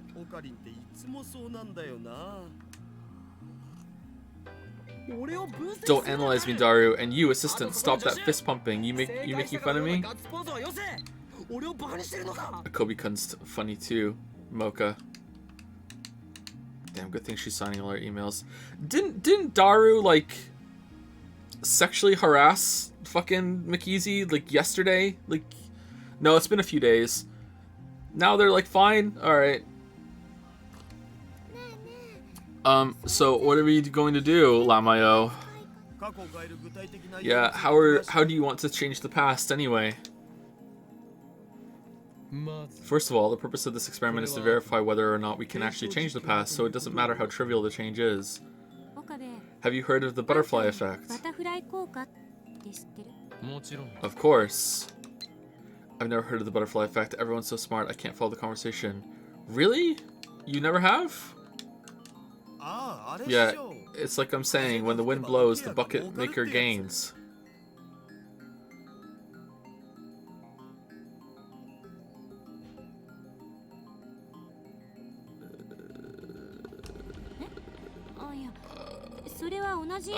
No, it's kind of like that, but kind of not. A butterfly flaps its wings in Beijing and a storm happens in New York, right? Yeah, that part of chaos theory. Oh, whoops, wrong one. The theory that even if something can be expressed with a simple formula, it is hard to perfectly predict its outcome. However, this doesn't mean that the result is random. It means that the slightest variation in initial conditions can cause a wildly diverging outcome. This theory only applies to long-term predictions. Basically, any change, no matter how small, could have a significant effect on the future. How do you plan to take responsibility for that? Titer said that the many worlds interpretation holds true. And that makes it okay to change the past? You're going to believe that self-proclaimed time travelers' delusions? Many worlds? You mean there are more worlds than just this one? I don't believe it. She's having an interesting day, isn't she? She's having a very interesting day. Thank you, Discard Discord, for the 25-month resub. Thank you very much for the resub and for the advice. Same joke every time. Thank you very much, Discard Discord. I had something funny to say, and I've forgotten it. Oh well. It was really funny, too. Darn. Can you prove their delusions? I'm asking what you're going to do if they are. How are you going to deal with the consequences? Kurusu and I glare at each other. I don't think this argument is going anywhere, Mocha. For some reason, I always end up getting emotional whenever I argue with you, this impertinent assistant of mine. Such weakness is unbefitting of an insane mad scientist. I need to calm down. Aw, man! Man, Akabi and Mikizi sitting in a tree. Christian, you said this before. Did you not? When hypotheses pile up and theories are verified, they become reality. That's how modern physics comes to understand the truth of the universe. There's someone posted this comic in the, I don't know if they made it, in Dragon's Den about this. I think more than once. And it was Mikizi saying something like that. My name is Mikizi and I'm moron sexual, and I get turned on by men just being as stupid fucks in front of me. And it's like Okabi's lines that she gets increasingly horny and starts like taking off her clothes like a little bit as he says stupid shit.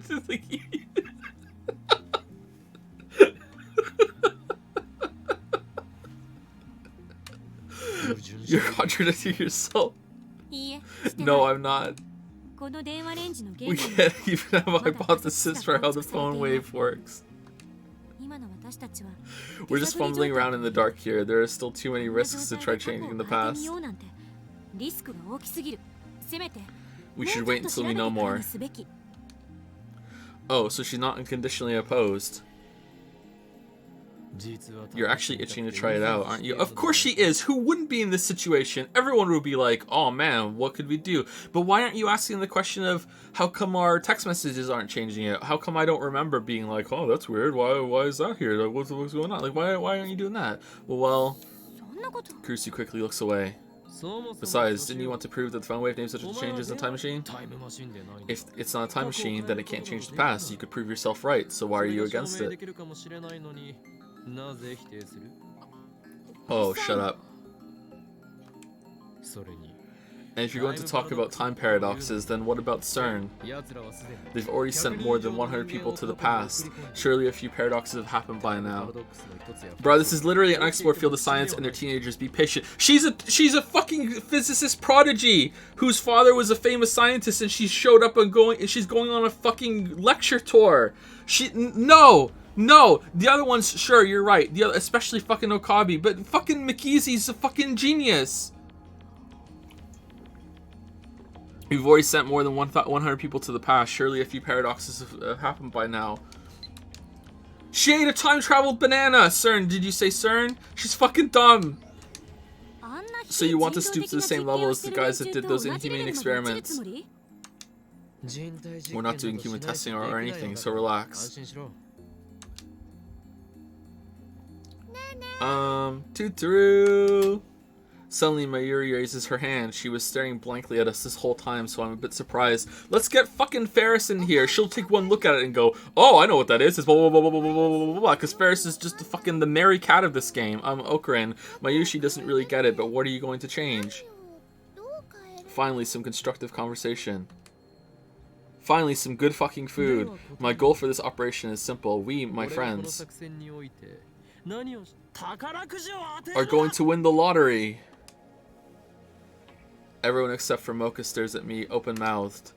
Oh, no.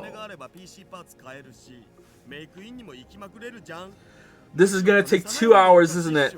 This is gonna take 2 hours of, I want to send the lottery numbers back. Now we're gonna have to see the lottery numbers. Let's watch the lottery. Here's some TV with some anime bullshit while we watch the lottery. Alright, after fucking 1 hour, the lottery's finally over. Here's the numbers. Time to fucking, like, faff about sending the numbers back. Let's go do some other anime scene. Let's go back to the fucking Catgirl Cafe. Alright, now tomorrow we're gonna send the numbers back because it has to be between 12 and 6. And oh no, the lottery isn't going is after that time period. So we have to wait for the next day. So we have some time to kill. Alright, now we're sending the numbers back. But what about the text message? It doesn't go back. Oh, now here we have. Oh, now we're gonna go back and win the lottery. Oh no, but I don't have the money now because we sent it to the past, so it just didn't happen. So I guess that other world line has the lottery numbers instead of mine. Damn, this was a waste of fucking time. I can't fucking wait. I'm for it. If we win the lottery, I can buy all the computer parts I want and go to Make Queen for every meal of the day. We'd be stupid not to try it. We could even get another microwave.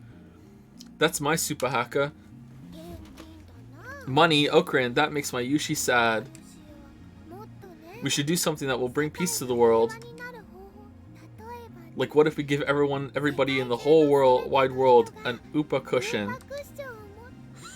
Humph, peace you say, don't be ridiculous. I am the insane mad scientist, Hayoen Kyo. And here I thought you had ambition. Ambition makes you look pretty. I'm surrounded by ideal. What do you mean? Fucking getting a lottery win to the time machine is like a pretty good and you know, it's kind of basic, but it's a very smart first step. What the fuck are you talking about? Don't get me wrong. There are better ways if you thought about it for enough, but it's not too bad. This isn't about world peace, but it isn't about ambition. It's about discovering whether or not we can change the past. The easiest way to do that is see if we can win the lottery, right? But your primary goal is the money, isn't it? Just go back in time and say buy GME stocks and sell it at 450. With that kind of money, I could say goodbye to this rickety old building. Whoa, I could get an office in Daibiru or UPX. See, just like I thought. I won't whitewash it. If we moved, we could experiment as much as we want without fear of Mr. Braun. If we had money, we could build the future gadgets of our dreams. Maybe we could even all go back in time and found CERN. And of course, we could buy a truckload of Mayuri's favorite bananas. Aw, gives a shit about Mayuri. A truckload? No, Mayuri-san, don't let him tempt you. Shut it, Celeb 17. See? Serendipity. Club 17. What the hell is that supposed to mean? You live in a hotel off of your parents' money, you could never understand the plight of poor students like us.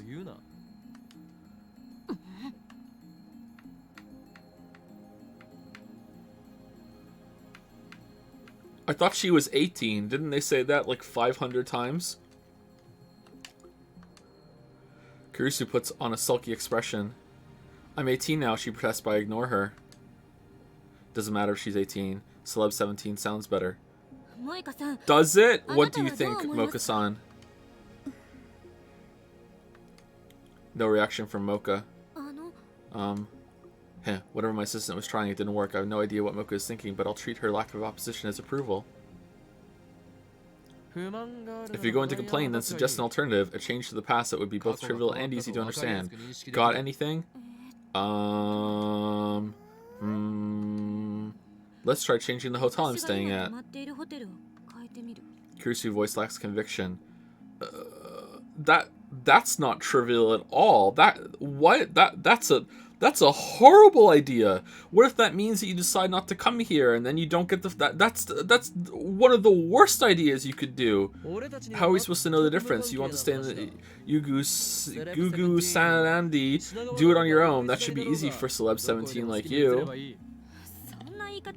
You have to say it like that? Anyway, why Ugu is Sudandani? Because that's where all the love hotels are. One more word out of you and I excise your frontal lobe with a rusty scalpel. Holy crap, a lobotomy. That's mad scientist territory. Surgical brain treatment for mental disorders. A small hole is made in the skull and the frontal lobe is severed with a long scalpel. There are cases where this technique has cured mental disorders, enough of them to earn the inventor a Nobel Prize. However, the technique has also caused serious side effects, including loss of humanity. By the 1970s, many countries have banned the process. Yeah, that guy was a fucking charlatan. He would just go along and just be like, hey, you know what's great for any sort of like fucking ailment or any sort of perversion or any kind of oddity? I'm just gonna fucking put this like next to your fucking eye, and I'm just gonna hammer it in and just kind of like run it around, and then that's it. You're cured. Yeah, okay, yeah. Wasn't even very good at it either. I can't remember that guy's name. Fucking hell, that guy was a fucking monster. And how about we change my fried chicken into a different brand? Okay. That's actually pretty good. Yeah, do that. Do that. Nobody cares what brand of chicken you eat. Yeah, that's why it's a good idea, you dumbass. Oh. It's supposed to be trivial. Silence descends upon us. My Kurusu and Mayuri are still thinking, but I doubt they'll come up with anything good. As for Mocha, I can't tell what she's thinking, or if she's even thinking at all. She's just staring at her phone, motionless. She's not even typing for a change. Dara has already declared his support for me. Now he's browsing Mo News sites as if this whole thing doesn't concern him. Even with a time machine before you all, this is all you can think of? You guys sure lack imagination. If there are no other suggestions, we'll use my plan. Kurusu frowns, but she doesn't raise any more complaints. As I thought, she too wants to know if we can change the past. She's a scientist through and through. If I'm not mistaken, she has a bit of a mad in her too. And if she doesn't, would she like some? I take out my phone and put it to my ear. Fucking hell.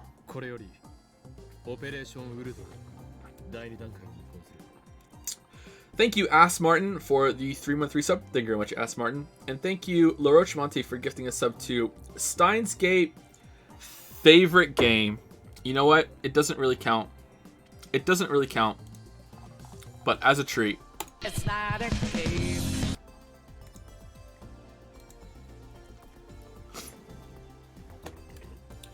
Thank you, Laura Schwante. It's me. We're beginning stage 2 of Operation Erd. Yeah, no problem. Iho and Kyoma shall take all responsibility. Don't worry, nothing will come back to you. Correct, this is my choice, and the choice of Stinkskate. Ragnarok is more like Ragnarok is near. Elsai Kongru. I put my phone away and look at my lab mems. Now, begin the operation.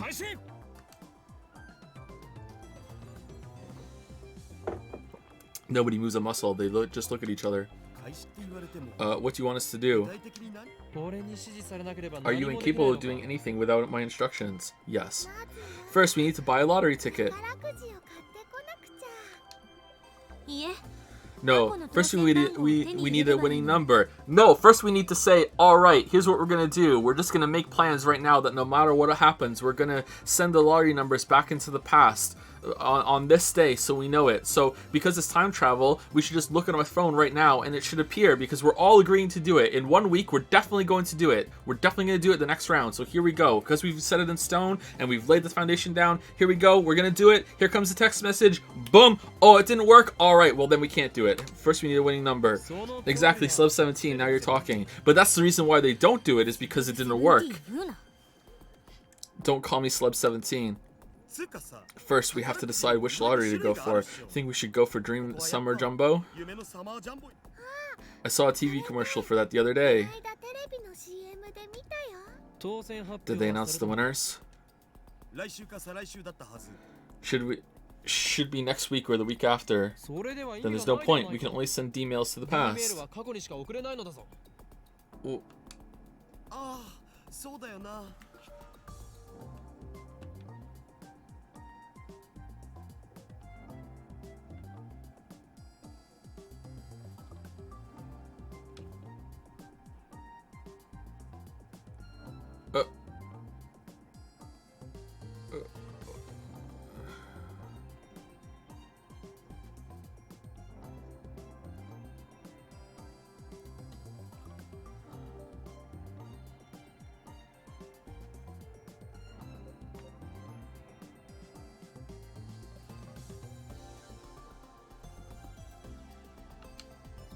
all right. I don't understand this. Sorry. I feel like this is on me though, not the game. Shit.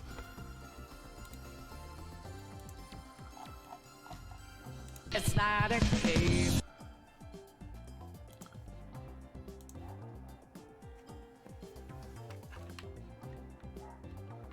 There's no point. We can only send emails to the past. Like why would you want to send one to the future? Is he saying we could send one to the future and tell them to send us to the past? Because that doesn't make any sense, Rintaro, because you can send emails to the future. You just have to wait. Just agree to do it right now. I don't understand this exchange. Sorry, let's just keep going. We could wait until the Summer Jumbo drawing date. You've got your priorities backwards. Don't get fixated on Summer Jumbo. Let's look at the last lottery that announced its winners. Huh, I'll Google it. Daru starts searching on his computer. Meanwhile, Kurisu is thinking hard. If someone sent me the winning numbers from the future, would I believe it? Mayushi doesn't even know how to buy a lottery ticket. That's okay, I don't think teenage girls buy lottery tickets. Have you ever bought one, Mocha? When I call to Mocha standing alone in the corner of the room, her shoulders twitch. Then she shakes her head a little bit. How about you, Okarin? I tried the Lotto 6 once. I didn't even get a penny. Hey, Lotto 6 might work. I'm pretty sure they announce winning numbers every week. A quick search reveals that Lotto 6 announces winning numbers every Thursday. They've also posted last week's 1st through 7th place numbers on their homepage. Are you going to send this winning number in an email? Exactly, though of course we have to mention it's for Lotto 6. Last week's first prize was, whoa, 200 million. Wow, that's $20. Wow, what, 200 million? I think my heart skipped a beat there. Wait, first prize is too much. Why?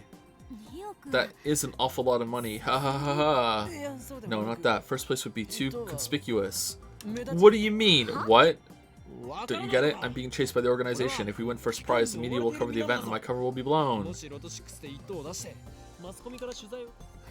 That's stupid. What if Mayushi wins? No, stage 2 of Operation Erd does have its risks, just like Celeb Sev said. Celeb Sev. Don't abbreviate it. I'll be the winner. That way, I shoulder all of the risk. And all of the money, right? I see your plan. I ignore Celeb Sev's remark. The prospect of pocketing 200 million yen is certainly appetizing, but that would be too big a change to the past.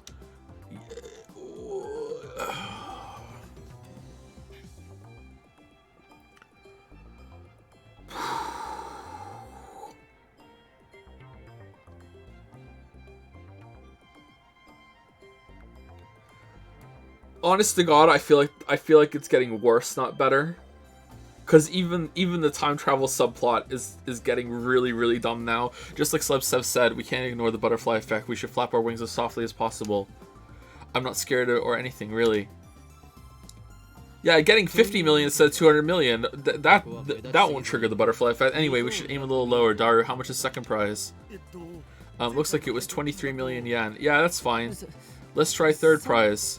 That was only 700,000. Yeah, that's fine. Yeah, that's good. That should be about right. You're such a chicken. Are they converting that into like when it says 700,000 yen? Does that mean 700,000 like dollars? Like did they localize that, or does it still mean yen? You're such a chicken. That's rich coming from the one who's so worried about time travel. I can't remember what didn't they buy something at some point, and it was 1,000 yen to fix the TV. So there's no way that would be $1,000. So yeah, it is just straight yen. That's rich coming from the one who was so worried about the risk of time paradoxes. Slebsev, I'm begging you, stop calling me that. I'll settle for assistant. And don't misunderstand, I'm still worried about what could go wrong. I'm trying to minimize our risk by choosing an amount that's just right. Stop being so stubborn. No, you. Got him! I decide to let Slebsev have the last word. Could we fill a truckload of bananas with 700,000 yen? Yes. A small one. Nobody said anything about using the entire dividend on bananas, but it looks like Mayuri intends to do so let's ignore the glutton for now. Whoa! For third prize, you need to get 5 matching numbers. Last week's 6 winning numbers were 02, 12, 19, 34, 35, and 40. The bonus number was 08. Okay, so if you don't have to put the zeros in because they'll just know. So that's 1 with a space. So 1, 2, 3, 4, 5, 6, 7, 8, 9, 10, 11, 12, 13, 14, 15, 16, and then with that one 17, 18, 19. So with add Lotto 6, they should be able to send that in the text message, I think. I think that should be possible, unless unless I'm forgetting how many characters they have. I think that should be it. First prize is for matching all 6 numbers. Second prize is matching 5 numbers plus a bonus number. 5 numbers. Mocha, I assign to you your first duty as a new lab mem. Go put on a coat. Oh. Mocha stares at me. Nani? She clearly didn't expect her name to be called. Figure out what to put in the D-mail. It needs to convince an unknowing me 1 week ago to buy into the Lotto 6. What? Why are we giving this task to her? She types out fucking Steins in her fucking text messages. She's the worst one to do this, me. You are the male demon, so she better... No! Mocha doesn't seem that interested, but she nods. We set the phone wave name subject to change to forward my phone. Are you at least gonna show Okrin what it is beforehand? Thursday last week, so about 5 days. Is that okay? Kurusu puts on her lab coat before checking the phone attached to the phone wave name subject to change. The drawing was 5 days ago. It needs to arrive before that, right? We'll send it 1 week ago. 7 days is 168 hours. So let's round up a bit and enter 107 hashtag. 170. Did I say 107? 170. Mocha has finished typing the email into my phone. Let's read it first. Alright, cool, it did. 02, 12, 19, 34, 35, 37, buy Lotto 6, sure to win. Okay. Alright. Okay, so how can Okrin fuck this up? Alright, so the first number is 0, and the second one is 21, and then a second 21, then 93, even though it doesn't go that high, then 45, sorry, then 43, then 53, and then a 7. I don't know why they put the 7 last, but you know what? That's fine. Alright, done. Buy Lotto 6, sure to win. Maybe the 6 is part of it. Oh, this text from the organization. Let's send it to Daru. We replace the number 40 with 37. This way we won't get first or second prize. It'll have to do. We can only send 36 bytes, so there's only so much we could say. This mail's kind of shady, huh? Hee. I'll redo it. I stopped Mocha from erasing the mail. It's fine. I don't think there's any other way, though it is kind of shady. Don't worry, Okrin loves shady things. It's so perfect. That's not entirely incorrect, but it feels like she's making fun of me. In any case, our preparations are complete. It's hard to believe that this is all it takes to send emails to the past. さて Oh, what? シュタインズゲートを開くと Because it's so easy. The time has come. Prepare to open Steins Gate. It's been bugging me, but what is that Steins Gate thing? Oh god. Oh god. It's Okarin's catchphrase. シュタインズゲートはシュタインズ Steins ゲー Gate ト is だ Steins Gate. Nothing more, それ nothing 以上でもいい less. かでもない If I'm to choose between one Steins Gate and another, I'd rather not choose at all. That doesn't explain anything. Yeah, welcome to the fucking story, Kurisu. いちいち水を差す Don't な complain about every little thing. That's not important right now. Oh, the Joe shade.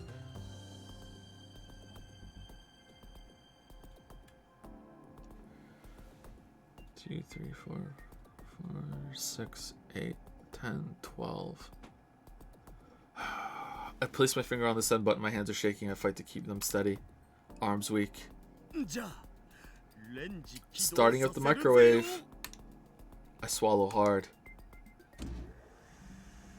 The turntable begins to spin backwards as the microwave comes to life. The timer ticks down. 163, 162, 161. Change the past. It seems very simple to do. But just like Kurisu said, there's no telling what might happen. Wait, is this the first email they're sending in the past? No, they did another one, right? So how do they do the discharge now? Because they opened the door? I think they did that and I just forgot. But just like Kurisu said, there's no telling what might happen. I said I'd take responsibility, but that was just talk. If a time paradox does occur, it could do irreparable damage to the world I know. 150, 149, 148. How am I supposed to take responsibility for that? Lightning crackles in the air around us. It's working. All I need to do is press the send button. 136, 135, 134. I can't stop now. I want to see what lies beyond. Curiosity pushes me forward. There's no way this will destroy the world. There's no way. 122, 121, 120. エルプサイコングル Le Psychic Kangaroo. I press the button. My phone displays a flying email animation and the words sending mail. 116, 115. Uh-oh. Uh-oh. Alright, that's what happened. Uh-oh. A wave of vertigo washes over me. It feels as if my feet have left the ground. Suddenly my vision blurs and everything turns monochrome. Is the ground shaking? Every cell in my body is screaming, this is wrong. Okarin, are you okay? Mayuri's voice brings me to my senses. I realize that color has returned to the world. What was that just now? Are you okay? Mayuri waves her hand in front of my face. I run to the bathroom and look in the mirror, and I'm covered in gold and silver chains. Oh shit, with my lottery winnings I blinged myself out. I'm dripping all over the place. Damn, best timeline. Mayuri waves her hand in front of my face. After blinking several times, I notice I'm standing stock still, gripping my phone. My phone should be displaying mail sent, but it's not. Instead, it's showing the normal standby display. Something isn't right here. I look around. I'm inside the lab. The phone wave name subject to change isn't on. When I sent the mail, the timer read 115. In other words, it should still be running for about 2 more minutes. Yet now, the phone wave name subject to change is silent. Okay, where's everyone else? I scan the room. Other things feel wrong. Just a few seconds ago, Daru was sitting in front of the X68000, but now he's sitting in front of the lounge computer. Did he teleport? At least I don't remember seeing Daru get up and move to the lounge. Kurisu is sitting cross-legged on the sofa reading a massive technical book. She should be in the development room too. Mocha is standing at the edge of the development room. Nothing particularly different about her. Mayuri is next to me, looking at me with a confused expression. This is wrong. Mayuri, how long have I been standing here? 俺は Eh? What do you mean? いいから教えてくれ Just tell me. Maybe 30 seconds. 30 seconds, really. Oh, the organization must have interrupted my time travel bullshit. He's just the worst person to be doing this shit. Yep, you suddenly ran over to the phone wave, then you took out your phone and started going, ha ha! Say that again, Mayushi. Ha ha! Daru calls up from the lounge. Huh? You start going, ha ha. The ha ha part. More sexy this.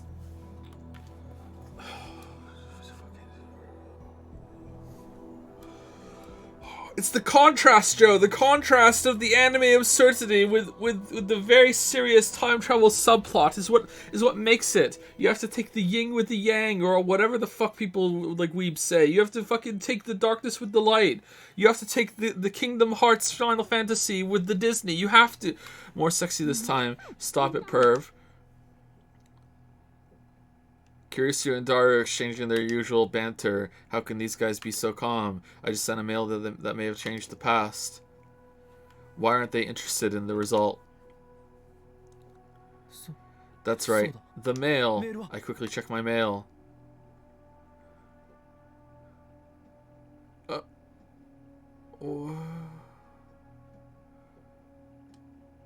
Okay, all the rest of the mails are there. 02, 12, 19, 34, 35, 37. Buy Lotto 6. Sure to win. The mail arrived a week ago. Okay, but is everything else the same? Because if that changed something, which it clearly did, surely other things would have changed too. Or is this... Did we bring our phone with us so our phone hasn't changed? But then our phone... But how did our phone get that text message? Like, in the moment of, like, moving, does only the change go through? Or... Alright, let's see what happens. The mail arrived a week ago. Huh? What's going on? The money, did I win the Lotto 6? I search my memories, but turn out I keep fucking reading. I like speculating! Fuck you! I'll do what I want. If you don't like it, fuck off! I search my memories, but turn up nothing. No memories of buying a ticket. No memories of winning 3rd place. Nothing. Hey, Sleb Sev, did I win 3rd place? Don't call me Sleb Sev. In 3rd place of what? What? Again, this feeling of disconnect. I approach Kirusu, who's lounging on the sofa. What did you just say now? Say just now? What? What the hell did you say just now? Kirusu glares back at me. Got a problem? I asked what, and then you just... Not that. You said 3rd place of what, right? I mean 3rd place of Lotto 6. What? Kirusu gives me a puzzled look. It doesn't seem like she's messing with me. Daru, I sent myself the winning Lotto 6 numbers just now, didn't I? Holy crap. Daru's eyes light up. That's brilliant, man. We can use emails to make ourselves billionaires. I could buy all the computer parts I want and go to Making for every meal of the day. I am so pumped up. This is wrong. Mayuri, you were gonna buy a truckload of bananas, right? A truckload? Who's gonna fill it up? This is wrong. I look at Mocha. She's staring at the floor like usual, but I don't miss the confused glance she throws my way.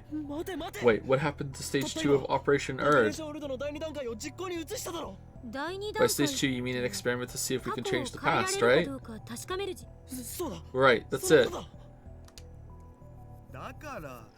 Yeah, that's what we're all thinking. That's why we're all thinking.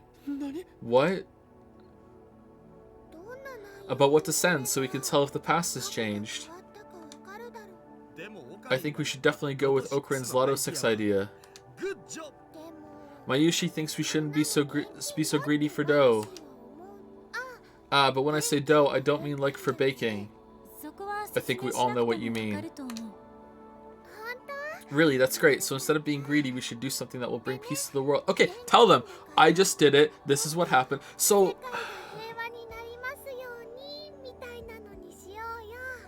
What happened then? Like, he sent it back, and in this timeline, like, Okurin got that message, went and bought the Lotto 6 number, won, and was like, ah, fuck it. Or did he not even check if he has the ticket or not? Like, he was like, oh, okay, that's kind of weird. Like, it had to have caused him to do something, or else the other text messages would have made a change too, right?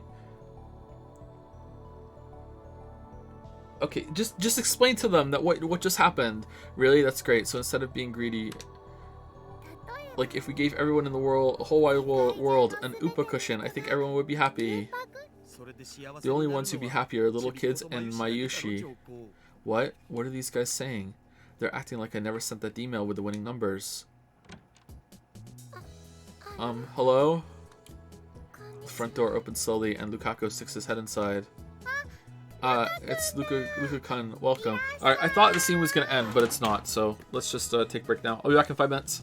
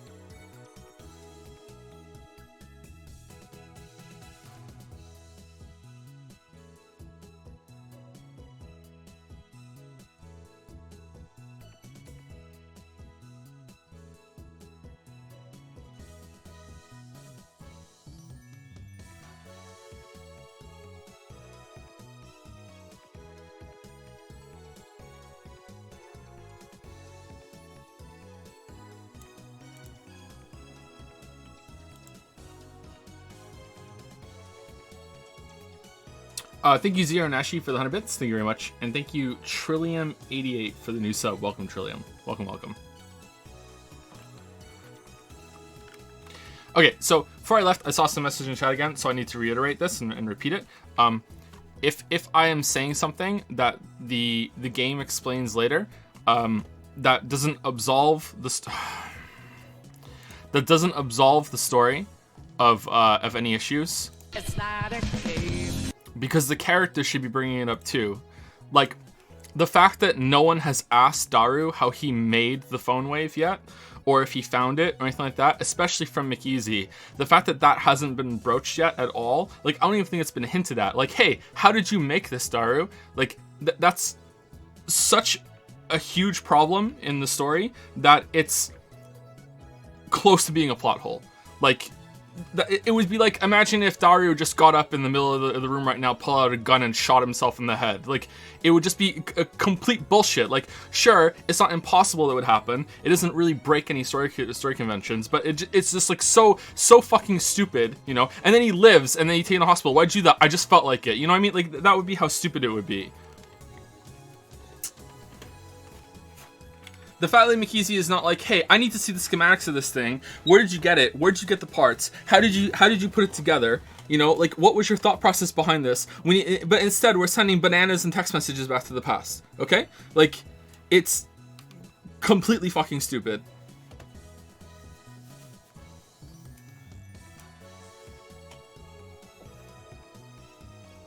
They did, though? What did they explain? This didn't happen in Primer either, did it? Seems hard to do that. Yeah, they did it. They did it in Primer, yeah.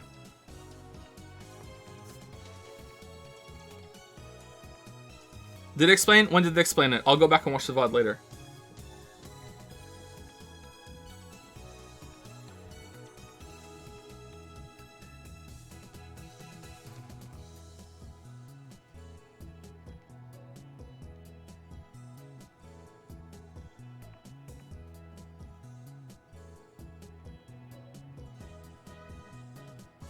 They already explained this in a regular microwave with the computer shut down the mod settings. And did McKeezy ask that? Did McKeezy ask that? Did McKeezy say, hey, McKeezy asked that? And they told her it's just a regular microwave. Okay, then the problem becomes, why didn't McKeezy say, where did you find this then? Because this obviously isn't a regular microwave. There's no out here, chat. There's no out here. If they explain part of it, then it just keeps going. And someone is saying it's a spoiler. So there you go. There is something special about the microwave, clearly. It doesn't matter. It really does, because if the characters aren't acting like human people, I don't give a fuck. Like, unless they pull out some really cool shit that justifies it. Like, if the characters just, like, aren't gonna ask the most reasonable questions when they're in, like, a mystery thing, I don't give a fuck. It would be like a murder mystery. Like, they go up to a body, and it's like there's a bullet hole in the guy's forehead between his eyes, and they never ask about it. This is how stupid it is. Like, oh, there's a bullet hole. I wonder how he died. Well, aren't you gonna ask about the bullet between his head? What are you talking about? I wonder how he got here. Well, aren't you gonna ask about the drag marks that lead into the forest from where the corpse is? Now we're not gonna do that. Oh, gee, I still wonder how he died. I wonder how he died. Like, it's just it's so batshit dumb that it's like as close to a plot hole as you can get without actually, like, meeting the definition of a plot hole. It's so fucking stupid.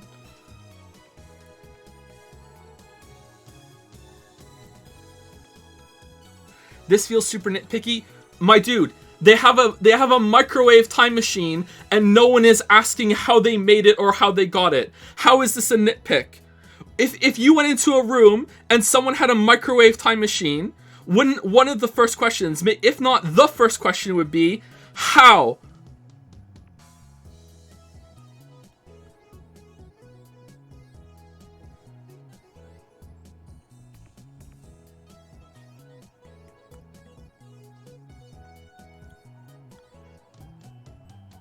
They did, and they explained it.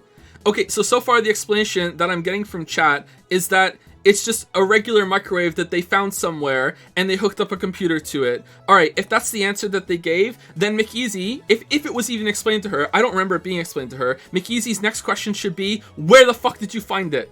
Like, that's it. Like, there's no out here. Like, there's a next follow-up question that is just as obvious. Tell me where you found it.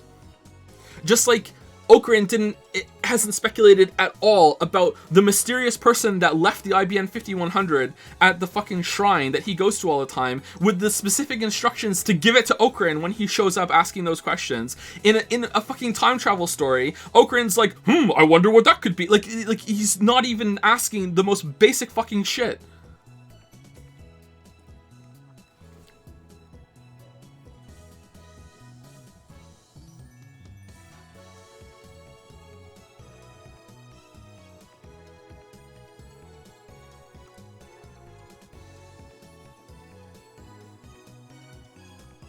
Twist, it's a toaster oven.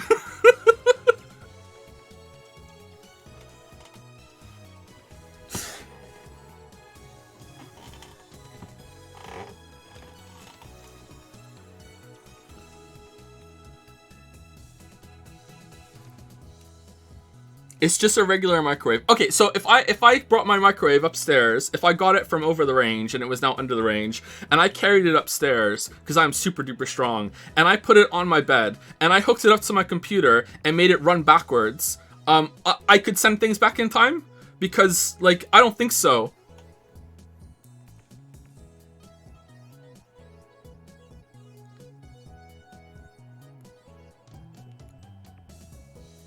They modified. Okay, how? That's the point. That's the point I'm making. How? Why has no one said how? And if the answer is, oh yes, they did. Okay, what was the explanation? Oh, it's vague. Okay, well, Mikizi should be saying, I want to see the schematics. I want to see how you did it. I want to see where you found it. Like, it's so fucking stupid. Does the science have to work? Of course not. What do you mean, does the science have to work? If Steins Gate didn't actually legitimately discover time travel, then it's shit? Of course not! What the fuck question's that? It has to...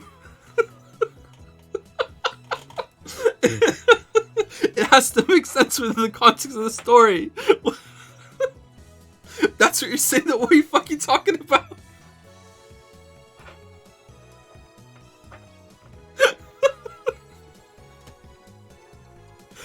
Oh shit! Oh, it's Luca-kun. Welcome. Pardon the sudden intrusion. Oh man, weebs who think they have a good story, and just you ask, like, this isn't even damning criticism. This isn't even harsh. This is just like basic first pass logic questions. All right. Well, what if they notice the bullet hole in the guy's head? Oh. No, they won't do that. Fuck that. That's not like just you can't even get past like the first fucking check to think if things make sense. Pardon the sudden intrusion. Lukaku bows his head apologetically. Mayuri, Kurisu, and Daru go into welcome mode. Mocha keeps staring at her phone. But I'm not in any condition to greet Lukaku. I can't stop sweating. It's not because of the heat. I don't know what's going on anymore. Questions keep spinning around my head. Did you decide to wear one of my Yushi's costumes? That would make me happy. No, that's not why I came. Lukaku looks at me apologetically, like he wants to say something. Did he bring the frogs? What is it? I reply mechanically, my mind is still blank. Actually, Okabe-san, I mean, Kiyama-san, there's something I need to apologize for. What could he have to apologize for? Timidly, Lukaku holds out his hand, and there, between his fingers, is a Lotto 6 ticket.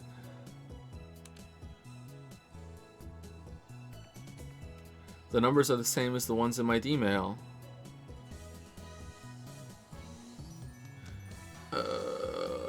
This is only happening now? Weren't the numbers given out a while ago, or is this just a contrivance just to keep the flow going, or what?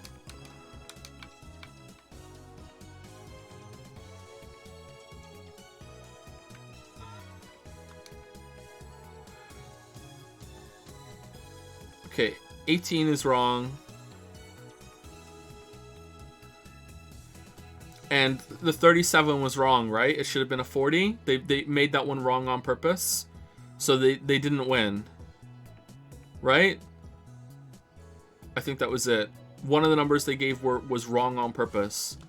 Alright. Here are the numbers of... And the numbers are the same as the ones on my D-mail. I grabbed Lukaku by his slender wrist. Where did you get this?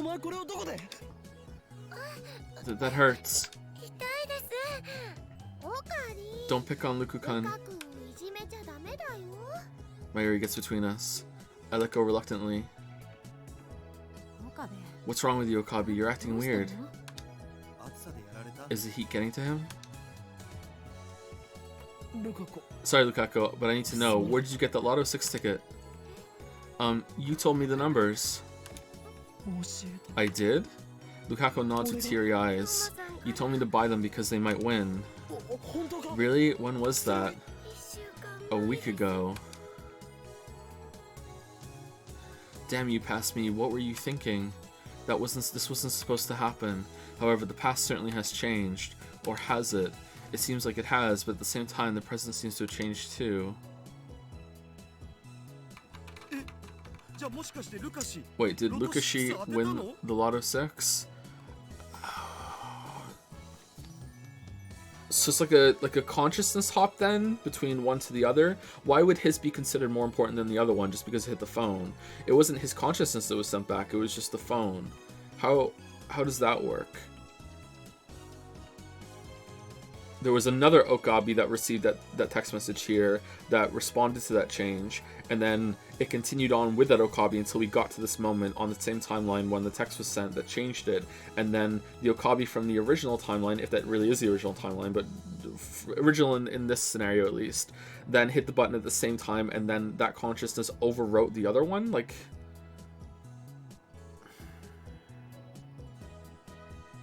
how does that work? Wow, Okurin's a psychic. Don't tell me you sent the winning numbers with the phone wave? That question makes no sense. Why are you asking me that? You saw me send them. I did? What are you talking about? Disconnect, our stories don't match. I sent the winning numbers in a email just now. We discussed it and decided that's what we would do. You all watched it happen. Then the past changed, it actually changed. I glanced at the phone wave, name subject to change. There's no denying it now. That grotesque appliance, the bastard child of the microwave and cell phone, actually changed the past. We have the power of a god. Though I still don't know why everyone else forgot about it. Okay, but I'm curious about the phone then. Like, if we still got all these same text messages from the experiment that happened yesterday, right? Where are they? Like, Makizi still sent all these experiments, right? And it looks like they were still discussing what they were going to do. And at no point the Okurin from this timeline didn't say, oh, by the way, I got one from myself with lotto numbers last week. Like, like, did the phone come with us or no? I'm curious. But I still don't know why everyone else forgot about it. Hold on, Lukashi. How much did you win? 700,000, right? Third place? I answer with conviction. However... Lukaku begins fidgeting. Something strange about his behavior. I'm really sorry, Kiyama-san. Even though you told me exactly what to do, I... filled one of the numbers in wrong. Huh? He what? I stared at the numbers on the ticket in Lukaku's trembling hands. If that 18 had been a 19, then it would have been third place, just like Kiyama-san said. No, so close and yet so far. Well, that's okay, just do it again. Who gives a shit? I'm pretty sure I sent it with a 19. I'll know if I check my phone's send history.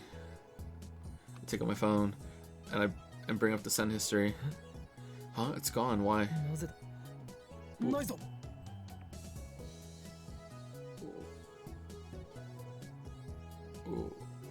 What? But it was just here.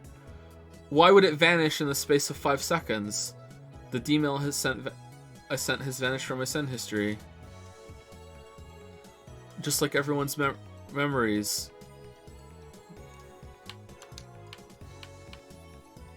The email should have been there, but it's not. Someone said it never existed in the first place. What? Hold on. No, it's still here, so that's not what it meant. It's not here.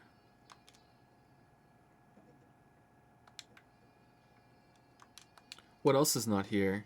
Where are you?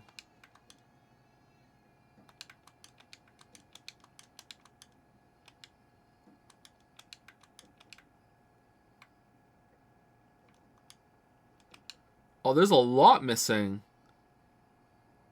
Whoa.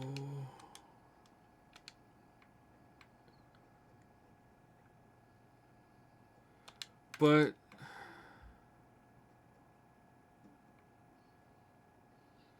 that doesn't make any sense to me. If you have, wouldn't it be the inbox ones that are gone, not the outbox ones? Like, if this is the same phone, if it's the same phone, wouldn't the outbox be the same? Like, no, if it's the same phone, they would both be the same. That doesn't make any sense. Why would it only affect one?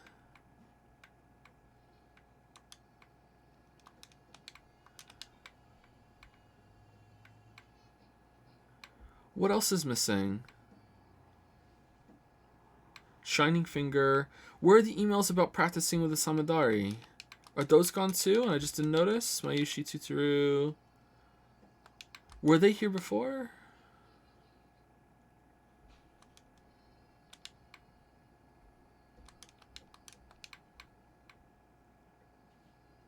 Do some get deleted over time to keep the list thing? This is where the medium becomes a little like like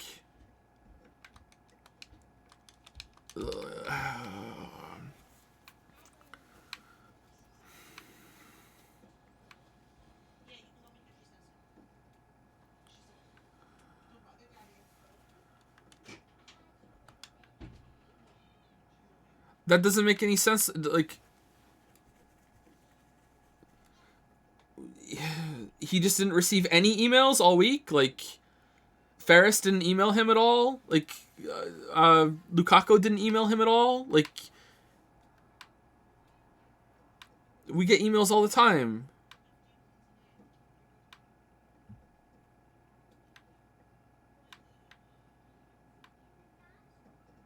For a whole week? That doesn't make any sense. So what could cause that? Unless it's a mistake or just, you know, within the scope of the story. It's like, okay, we can't have unique emails for every single different timeline or whatever, I'm guessing. Like, These are exactly the same.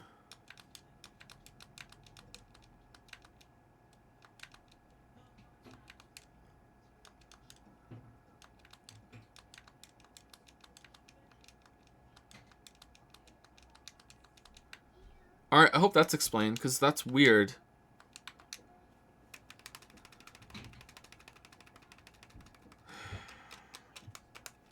I know the worried stairs in my lab mems and head outside for some fresh air.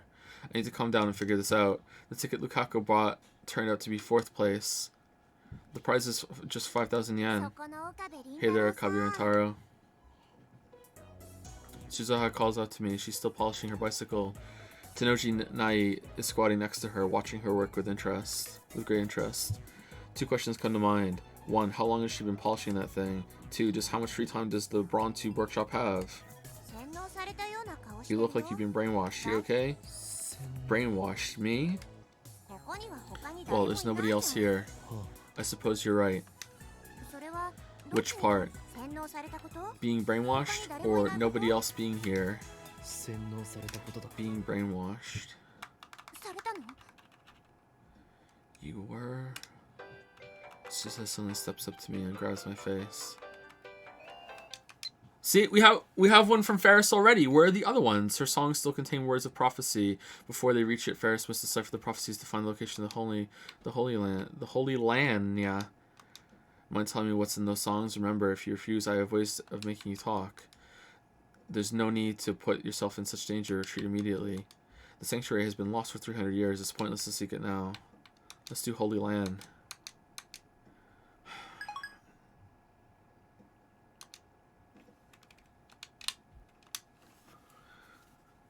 Sorry, I'm trying really hard to figure out a way that this makes sense. Like, if all of the emails are gone because those didn't happen, because changes occurred because of the like, not obviously not all the emails are gone because these ones are here. So these ones are here. That means that you know, emails can still occur and not everything was changed. So sending this email back about the lotto numbers made a bunch of emails that we went through before not happen, but not all of them. So why would that occur? And if that meant that Okran like changed what he did that week because of that, and therefore some emails didn't happen, I really feel like there would be new ones. Like that Ferris only just emailed us now, conveniently after we got here. That feels like something happened with the phone when we got here, and that it just wiped out all the ones that aren't compatible with the other timeline, maybe. But that means the phone traveled back with us. But that means, like, why isn't the outbox the same? Or like is the inbox, that's weird. Why are these here but the other ones aren't? So I hope that's not a mistake. I'm curious. Suzuha suddenly steps up to me and grabs my face. Then she forces my eyes open with her index finger and thumb. Butterfly effect, a lot of texts had unknown minor consequences. But how can one of those consequences be that no one texted fucking Okran for a week?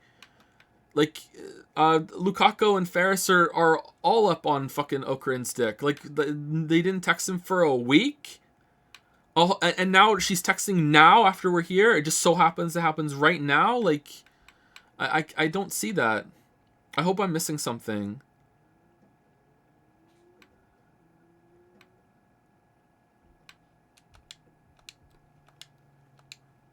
Then she forces my eyes open with her index finger and thumb. Noah, what are you doing? Does it really matter? I think so, yeah. Don't move. Because they pointed out that the phone is different. So yeah, I think it does matter.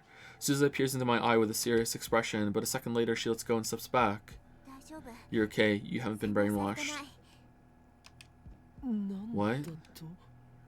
When you're brainwashed, they usually put a chip on the inside of your lower eyelid. A chip? Immediately after saying that, Suzuha grasps and covers her mouth. I mean, that sounds like it's pretty easy to check. They should put it somewhere else.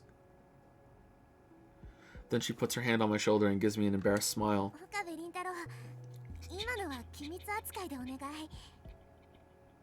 Citizen Cade might also seem bad in first half. Steins Gate gets good.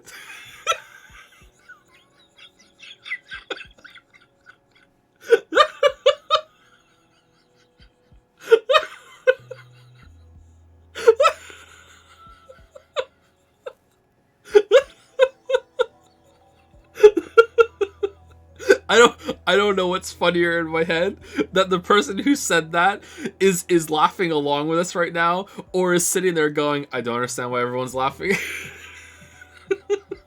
I don't know what would be funnier. Okami Rintaro, please keep that confidential. Don't tell me. Is she? So you've been captured by the organization before, just like me. Huh? The organization? Are you talking about CERN? No, say no more. I understand your pain all too well. You do? The organization's secret brainwashing facility, known as Apocalypse of Galliant, that place is a living hell. I don't want to revive any suppressed memories. Right. I don't think it was called Apoca whatever, though. But it certainly was a living hell. I can tell you'll make a good comrade, part-time warrior. Because she's part-time warrior. Get it? The day of Ragnarok is near. Is Okabe just accidentally, like, bluffed his way into masquerading as a time traveler here? Cool. Suzuha lifts her head in a half-hearted gesture of enthusiasm. Suzuha, what's brain watching? Nai asks as she tugs on the hem of Suzuha's clothes. You've been hanging out with my Yuri? I, Ho, and Kayoma shall be the one to answer that. No, that's okay. Nai hides behind Suzuha. Aha, looks like Nai is afraid of you, Okabe Rintaro. You do well to fear me, Sister Braun, but you should also pay me respect, for I am the world's most infamous mad scientist. You're infamous. いいかに Indeed, world leaders would kill to get their hands on my genius brain cells. She even sounds like my Yuri. Wow. Still clinging to Suzu's waist, Naya opens her eyes even wider and gasps in admiration. That's how people talk when they've been brainwashed, Naya. Eh? 何を言う Nonsense, part-time warrior. My brain has not been washed since the day I was born. I'm a weeb. これは Are you a liar, Mr. Okarin? 誰がおじさんか Don't call me that.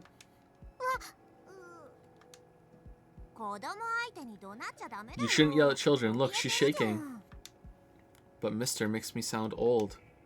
I'm not even old enough to drink yet. What a disgrace. No, there's no point getting angry at a child. I need to show composure as an adult. You're even more of a perv than Okabe. I'm not using san for you anymore. Oh, damn. Damn. Oh, man. Oh, wait. That's a little harsh, Mikizi. Drop in the sand? Whoa. Let's not go fucking scorched earth. Holy shit. I'm not a perv. I'm a pervy gentleman. Ah, I see you use Reddit. What does that even mean? Hey guys, do you think Okarin's okay? I can hear voices from the second story window, and since we can hear them clearly from here... Suza starts chuckling. You heard everything, didn't you? Sorry, I didn't mean to eavesdrop, but I couldn't help it. Did you hear about the time machine too? Oh yeah, I heard. Way to go, you! She strikes my upper arm in what I assume is a gesture of encouragement. Yeah, that's... That's the appropriate response. What is way to go you supposed to mean? Yeah, you go. You haven't told anyone, have you? If I can't trust you to keep silent, I'll have to take extreme. I won't say a thing, I swear. Your secret Safe with me? Great. There's just one more thing. There's one thing I'd like to ask. Did you see some kind of electrical discharge on the second floor just now? Electrical discharge? You mean like yesterday's rumbling? I nod. It happened once before. You're lucky the boss wasn't around.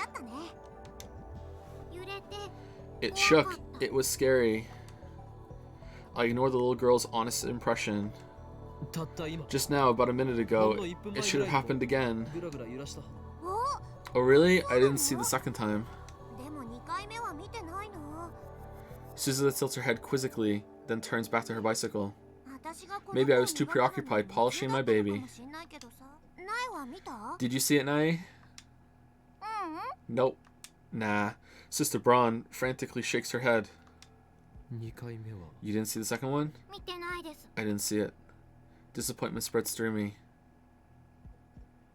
What does this mean? Events I remember happening didn't. The fact that I sent a D-mail, the fact that we argued over what to send. But Karusu herself remembers that I called her Celeb Sev during that argument. Right after sending the D-mail, I was hit by a feeling of vertigo. That's probably related somehow. Did something happen? How much do you know about time travel? What do you mean by that? Suzuka seems slightly suspicious. Pretty fucking sus. Alright, where's the one we sent to Daru? Where are you? Contact me immediately. Is that gone out of there? Okarin's a perv. What did that change? Suzuka seems slightly suspicious. So I explained to her what happened just now. Now I probably won't understand a word of it, so I don't think it'll be necessary to silence her.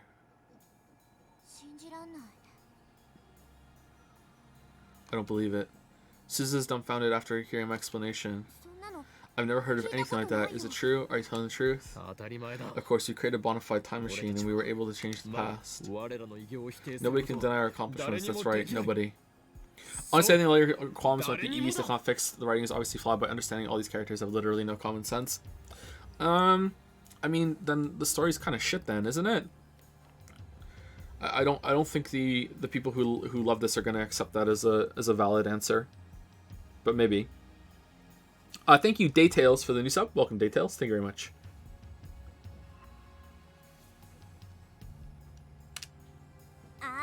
Jeez, that's not what I meant.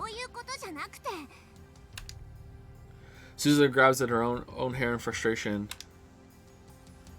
But then her expression turns thoughtful.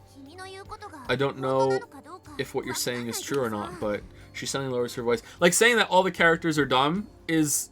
I know that you're not saying this in defense of it, but like if someone was to say like, you don't get it, Joe, all the characters are dumb, it's like that's not the dunk that you think it is, you know what I mean? That's not a big defense. But like, I also imagine that there's probably some people who have read this and they got to the part where the ghost is a different field of study and they were like, oh yeah, he got a good one on her there, you go, Corinne, that was a good counter, you know, good job, you sure showed her, you know what I mean? Like, I just she suddenly lowers her voice.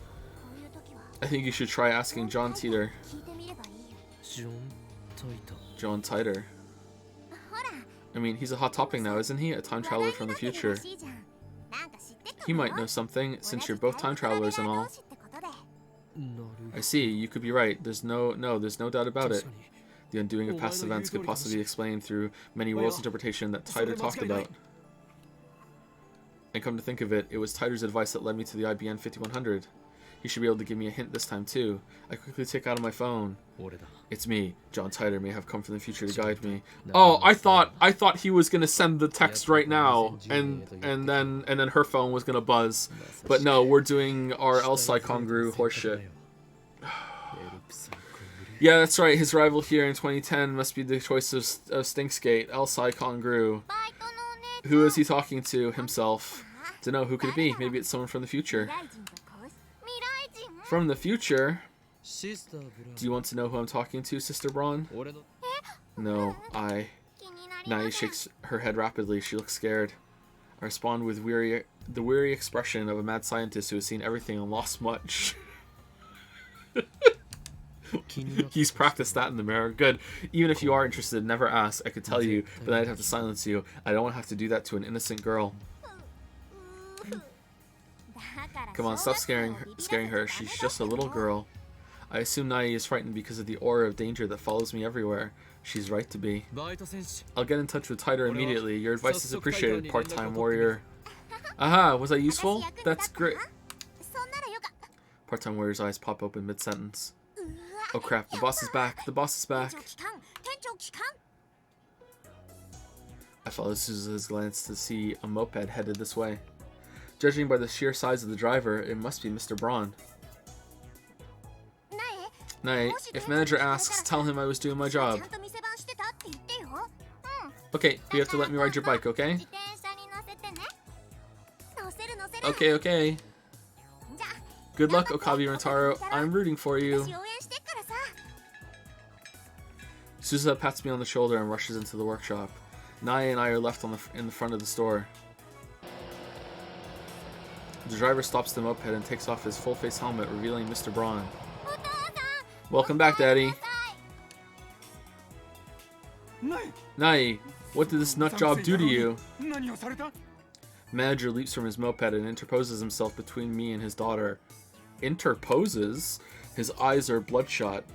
My spine freezes. What a powerful aura of malice. You son of a... How dare you make moves on my precious daughter? I'll kill you. Excuse me? Wait, I haven't done anything. Then why were you talking with Nai alone, huh? We weren't alone. Suzuha was here too. That girl was skipping work to polish her bicycle. Rintaro, what the fuck? Please forgive me, Suzuha. My life is too precious.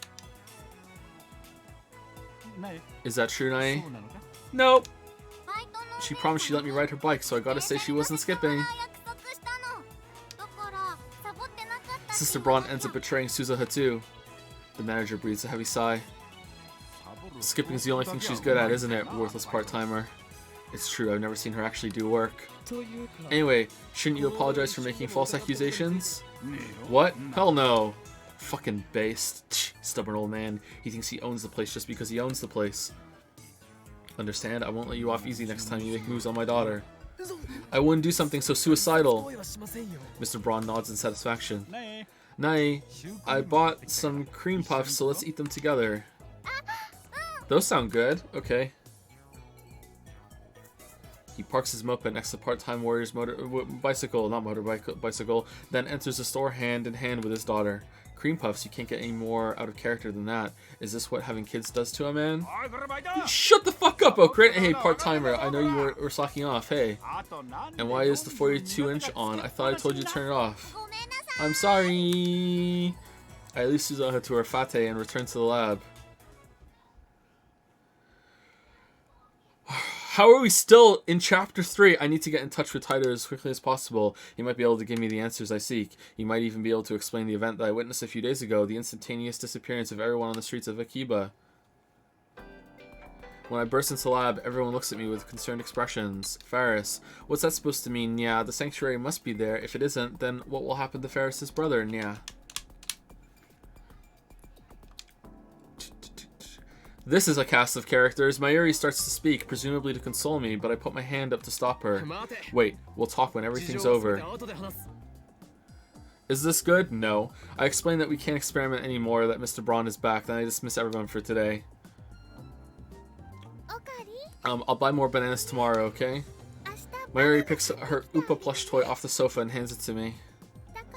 So for now, hug this little guy super tight and cheer up, okay? Looks like she's worried about me, but she shouldn't be. It's my job to worry about her. There's like some good parts of it, you know, like just imagine an orange that has one single seed in it, and like that's the good part. And there's just like this, you know, whole orange of bullshit surrounding the good part. She has work after this, so she leaves. Daru goes with her, probably to see Ferris. Before he leaves, Lukaku apologizes again for messing up the Lotto 6 ticket. He knows about the time machine now. Next time I see him, I'll make him a lab mem to secure his silence. Mocha leaves with nothing more than a tiny bow. Check her pockets for the IBN.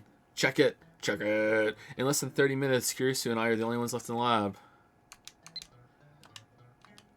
I want to hear more about time machines next time, okay? It's a promise. See you, Mocha.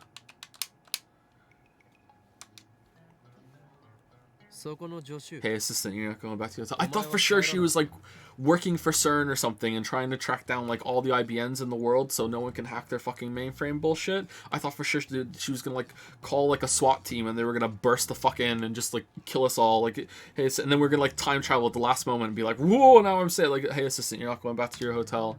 So fucking wrong. Is there a problem? No, no problem. I was just wondering what you were still doing here. Nothing, I just wanted to think for a bit. Can't you think at your hotel? What, you're kicking me out? I get it, you'd be lonely in your hotel. Have you had a shower? Yeah, you did. You went back in your hotel room and you have no friends. So you want me, the great Hoenn Kiyoma, to look after you. Isn't that right, you spoiled celeb Sev? Literally just time traveled on a different world line. Should probably be explaining that to her so she can understand it more and give more information. You can do more experiments. But no, we're back on our bullshit. You're the lonely one, aren't you? You've been acting gloomy all day. Do you need some advice? I'm an outsider, in a sense, so it should be easier to talk to me, right? Whoops. A man getting advice from a younger woman is kind of mumble, but if you're fine with that, then just ask away. The rare self-sexist own? Why does she have to be such a smartass? She even has a mocking grin on her face. I need to send some emails. If you insist on staying here, then be quiet and stay on my way. Okay, 18-year-old zombie? Of all your stupid names, that one's the worst. Despite her complaint, Kurisu makes no move to leave. She sits down on the sofa and starts reading a massive technical book. On closer inspection, I realize it's in English. Maybe my assistant isn't a genius, but just an extreme studier. Want some coffee? Joe, they already know that he sent an email from another timeline early smacking. Yeah, I know that because they already went through that, but they should be discussing it more. They should be like, okay, what are the implications? What does this mean? Can we do it again? You don't remember it at all? Was I acting different during this week? Here's what I did on my week here. What did the me from this timeline do? How come I don't remember the week, but you all changed, but I didn't? Like, oh my god. Chat, am I wrong? Am I wrong to be like, why the fuck aren't they acting like human beings? Like, am I really wrong? Like, because if I'm really wrong, you know, okay, fine. Because, like, seriously, like I feel like if this was any other medium, it would just be like, hey, why aren't they having just the fucking normal conversation that they should? Like what the fuck? Want some coffee? You want more talking? But we went down and talked about a fucking bike. And like, it's not like the pacing is an issue here. It took 30 minutes to carry a box down the street. We did pervy, I'm not calling you son anymore. You know what I mean? Like, it's just like, clearly, like, they're wasting time. Why don't they just do good shit instead? Like, want some coffee? Sure. I make some instant coffee for Kurusu. I take a fresh Dr. Pee out of the refrigerator for myself and sit down in front of the computer. Alright, let's do it. It needs to be done. Every time you argue a chat, the game goes on longer.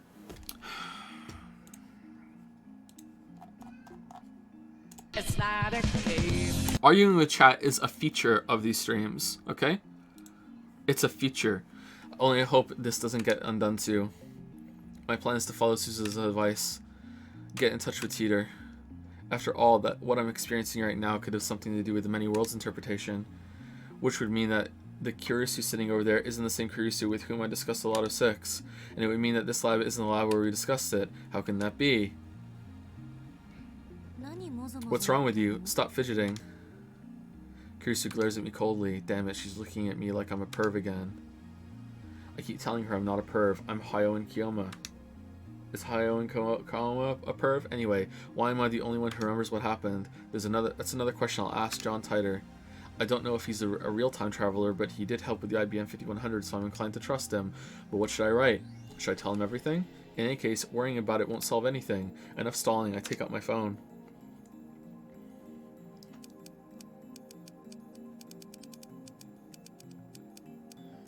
Thanks for the intel on the IBM 5100. The code is from CERN's database. In other news, I've successfully built a machine that sends emails to the past. When we change the past by sending an email, does that change the world line? I noticed some events were undone. Does that mean the world line changed? You said the many worlds interpretation is correct, but I'd like to hear the proof, if you don't mind. I sigh and chug my soda. Now to wait for his reply. I checked the Reddit channel thread just to make sure, but Titer hasn't posted recently. That was a pretty heavy sigh. I thought, and I do remember that they explained it a little differently than how I've always interpreted many worlds. I would think that when he sent the email back, that would just have created a splinter timeline that has its own continuity, and this one would have continued on. But then we moved over to it. So is there like another version of Okabe in the original ones still, or what? That's what I thought. Kurisu says without lifting her eyes from her book. Maybe I should tell her about how the D-mail changed the past. Nah, and about how she seems to have lost her memories about it. Why am I considering talking to Kurisu? Because I don't think Mayuri or Daru would understand this problem. Kurisu, on the other hand, might be able to form a hypothesis. That's what I hope. Nah. Incoming call. Then my phone rings. Mosh mosh. Hello? Mosh mosh. Okrin, I've made a terrible mistake. I've killed a man. Mistake? Okrin, your mom's collapse. Is it about the phone wave names started to change? Is it related to the phenomenon I experienced earlier? I gulp. I know it's pathetic for a mad scientist to show anxiety, but I can't help it. I lick my dry lips and wait for Daru to speak. Actually, I left my wallet at the lab. What? I can't go to Make Queen like this. Can you bring me my wallet? I'll buy you a drink. After we talk to Kurusu, Okrin. Go jump in the river. I shout and hang up. Damn it, I got stressed for nothing. But right afterward, the phone rings again. Yeah, I'm not delivering your wallet, okay?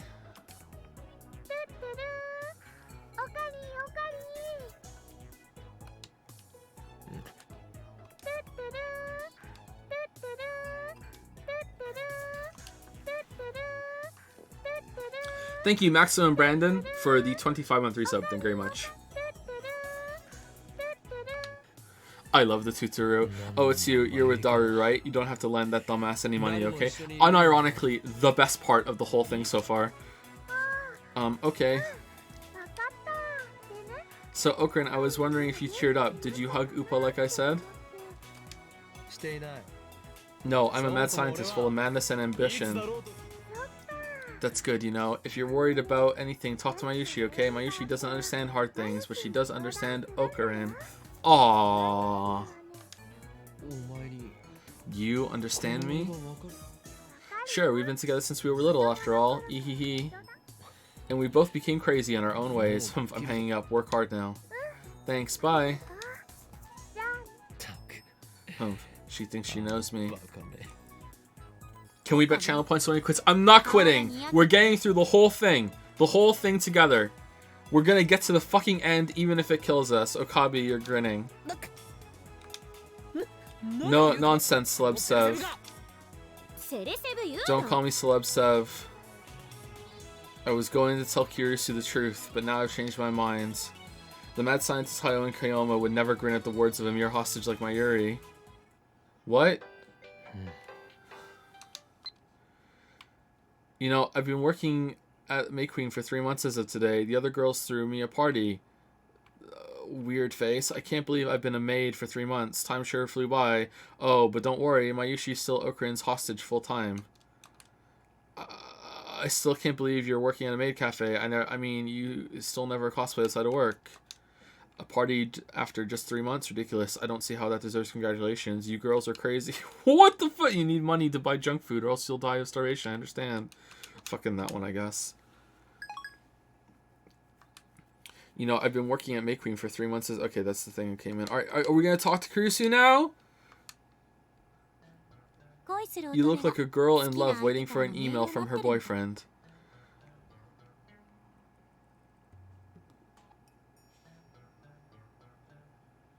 Alright. She sure likes to attack me for every little thing. Are you really that desperate for attention? Yes. Just getting revenge. You're always making fun of me, so I deserve at least this much. Despite what you may think, I actually respect you. No, you don't. That's rich. You don't even say my name right. I'm sorry about that. Kurisu lifts her face and stares at me in shock. Well, that's unexpected. You actually apologize. You know what? We haven't saved it in a while.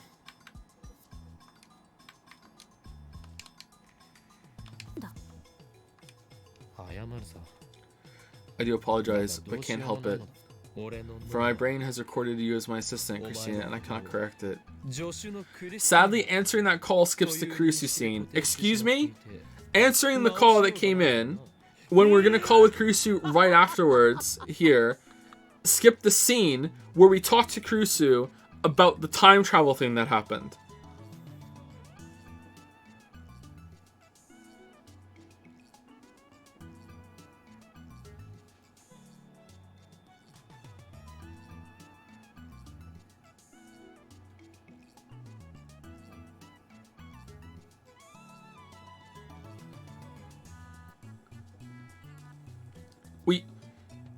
It did. This just can't happen next right here. That apparently that wasn't important. It was just gonna be a complete load of horseshit, I guess. All right. For my brain has recorded you as my assistant, Christina, and I cannot correct it. I'm gonna crack your skull open and stick electrodes in your hippocampus. Damn, a major part of the brain. The hippocampus governs memory and spatial navigation. Right after that silly exchange, John Titor's mail arrives. Greetings, Kayoma. Can you tell me exactly how you changed the past? I'd like to verify that what you said is true. How are you going to do that? We sent an email today. It was set to arrive last Tuesday, 170 hours ago. Its contents were the third place winning. Yeah, the moment we sent the... Oh, fucking hell. Oh, my God. Okay, like, this is just summarizing what happened, but who cares? Like, it's fine. Who are you talking to? John Titor. Huh? No way. He's open to discussion as long as you're not trying to troll him, and his email address is public. This is the second time we've exchanged mails. No wonder you keep referencing Titor's posts. You believe him, don't you? Not entirely, but there are several points in his story I do agree with. Really? I can't see it as anything but fiction.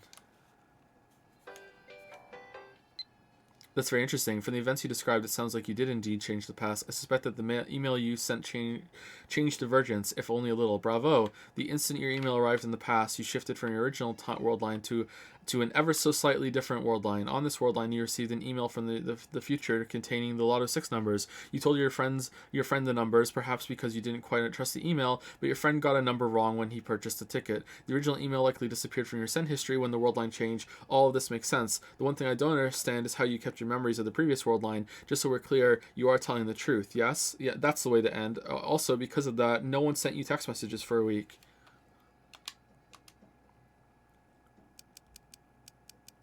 Yes, I saw memories from the changes of the rose. That's the truth, by the way. This is actually the second time this has happened. You traveled 26 years into your past. Having you experienced something similar? Also, what effect do you think my intentional manipulation of the timeline might have?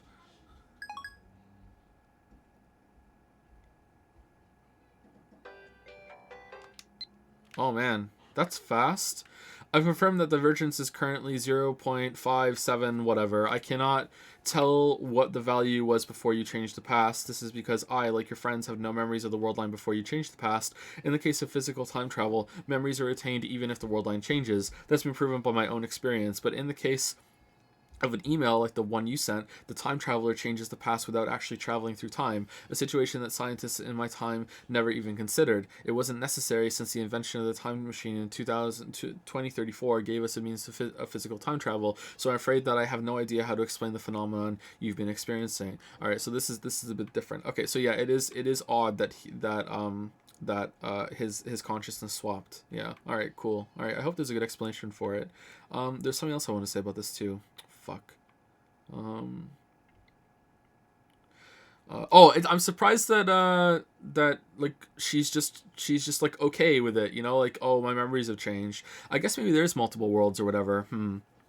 Maybe they're wrong. Maybe their hypothesis is wrong. I don't know. I don't know. Would, if you knew that someone had changed it and like your memories are completely false, I guess you wouldn't have any reference point. Wouldn't you feel kind of violated a little bit?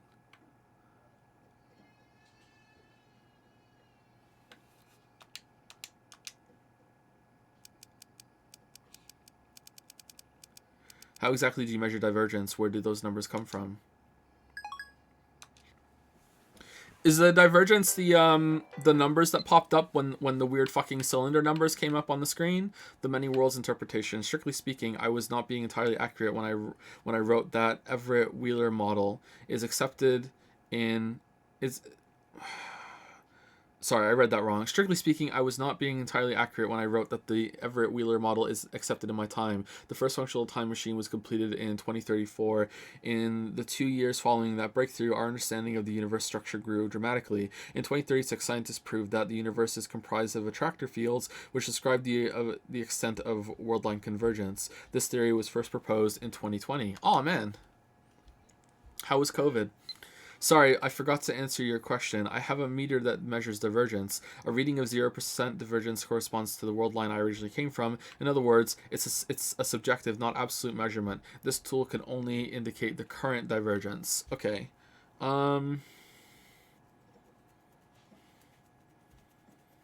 Yeah, I really want to know if there's an infinite amount of titers right now, like out there, and like an infinite number of like divergent ones that are like just one more off or whatever. Like, or okay, I really want to know how the multiple world lines work in this. All right, are we done? Oh, we're going back to reply to the other one. Please explain these attractor fields. How do they affect world lines?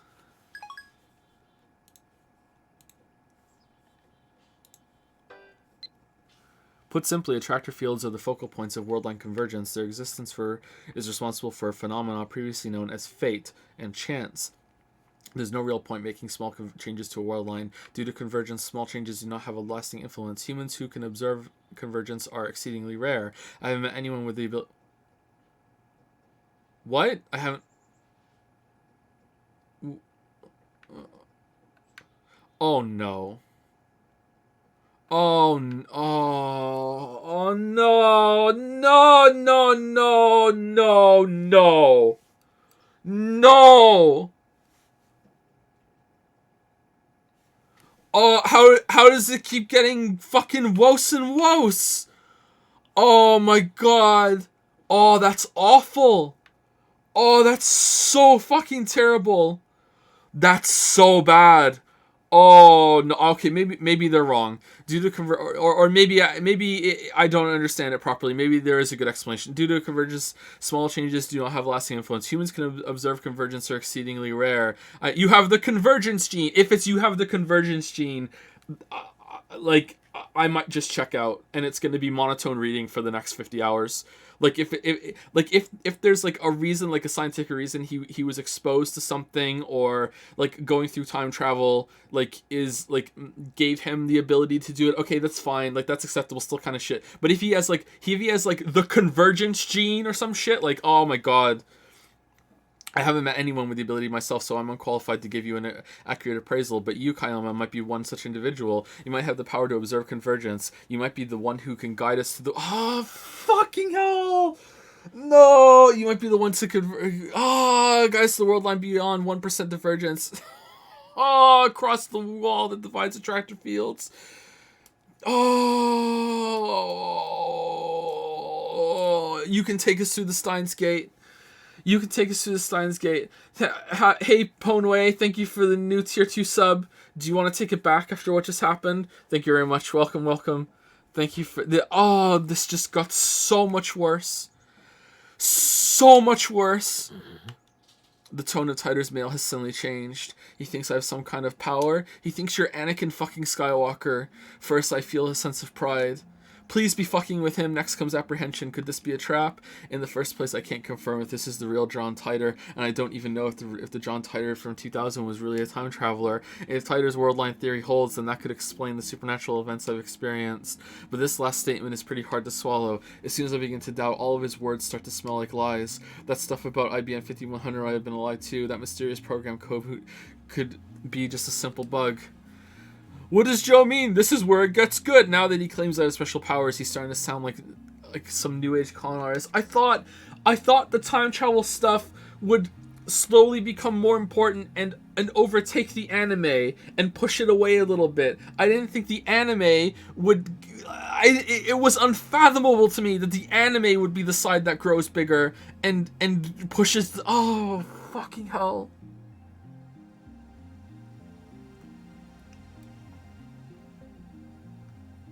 The victory the Weebs have won.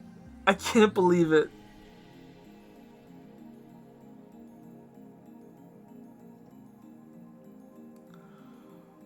Oh, the victory the Weebs have won. And besides, I don't need Titor to tell me that.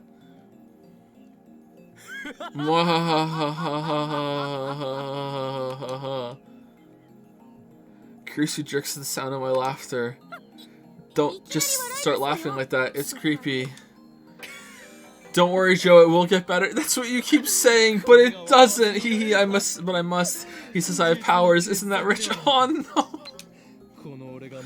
You know why I don't cosplay. Mayushi doesn't want to stand out. I mean, I'm your hostage, right?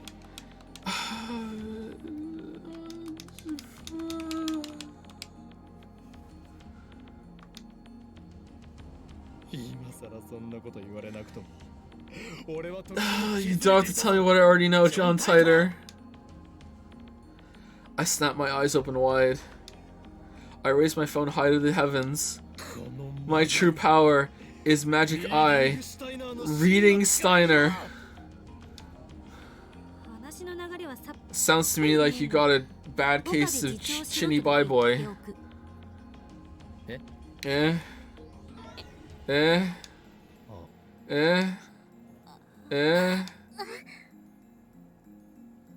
Kurisu hides her face in her book. She pretends to read, but I can see from here that her ears are bright red. I'm moron sexual. Oh man, when he lifted up his phone and said he had powers, man, oh my god, it took all my willpower not to rip my clothes off and say, Okrin, just take me right here. No, call me Hoenn, that's my name. Oh my god, it's getting even better. How does she know about Chinny Bayou? Is she a Redditor after all? No, that doesn't matter now. I need to reply to Titor.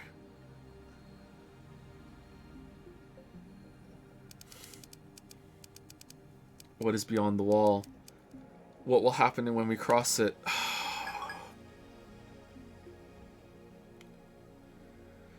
Oh, this is so dumb. If we cross the wall, we will have freedom. If we do not, then the dystopia I came from will be your future. In exchange for providing false peace and joy, your masters will stamp out every last vestige of free will. As I said on Reddit, my goal is to change the future, and you may be the one who can make that possible. So you're telling me that they can't get over 1% divergence? Like, even if you went back in time and killed a bunch of people, like...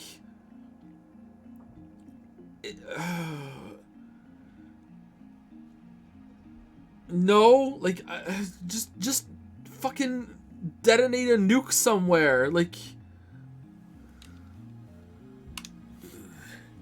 can't you compound the divergences over time? We diverged a little bit more. Can't you just keep doing it? Okay, now it's getting creepy. Is this some new cult? Or is he really trying to con me here? Okay, I think he needs to explain a little bit more. He's also contradicting himself again. The Titan who appeared in 2000 said he traveled back in time to retrieve technology lost in World War III. Yet this guy's saying he came to prevent the creation of a dystopia ruled by CERN. This guy might be an imposter. Nah, I think the first Titan's an imposter based on this one with some time travel shenanigans.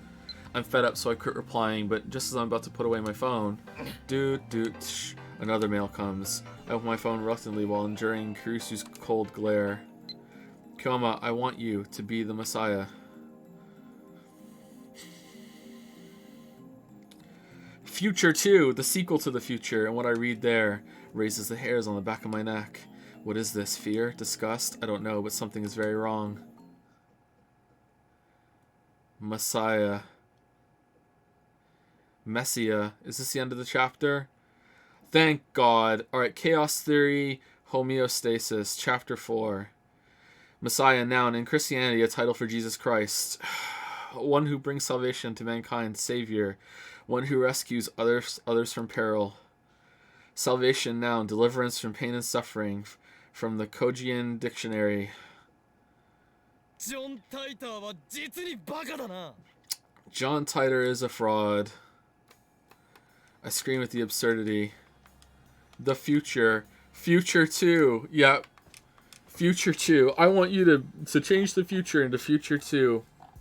Thank you, Leroy Chwante, for getting 10 subs. To MontGG, Mr. KJ444, Commando Cat, The Holy Peanut 1, Unit 01111, Kenzie, Ruby Rain Moon, Hedestreet, The Orange Squid, and MDD Mushy Musha. I hope I'm saying that right. Thank you very much, Leroy Chwante. That's, I think, 20 today. Thank you so much.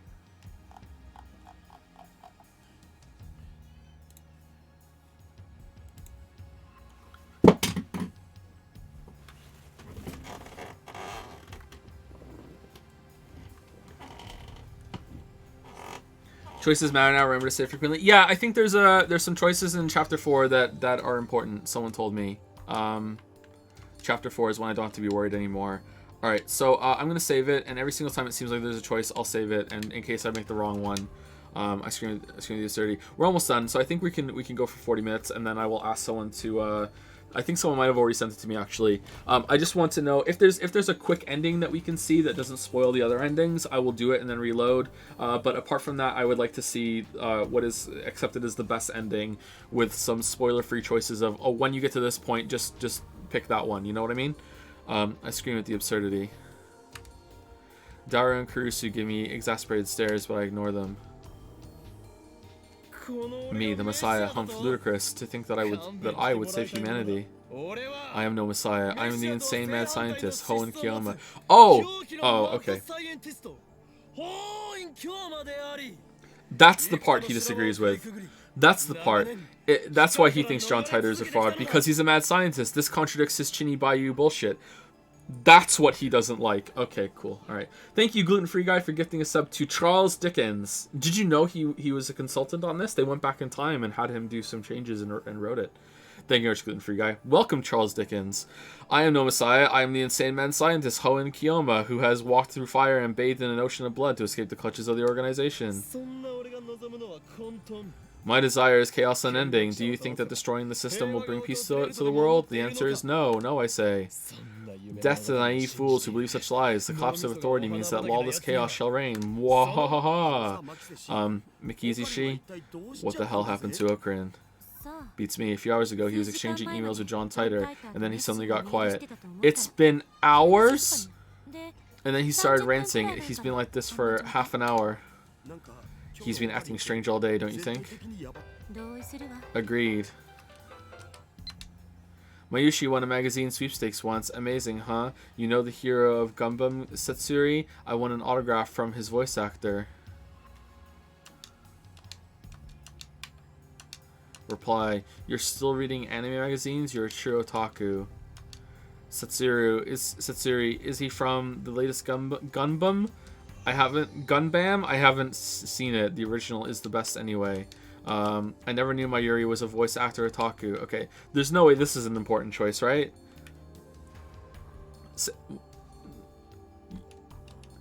You guys are kidding, right?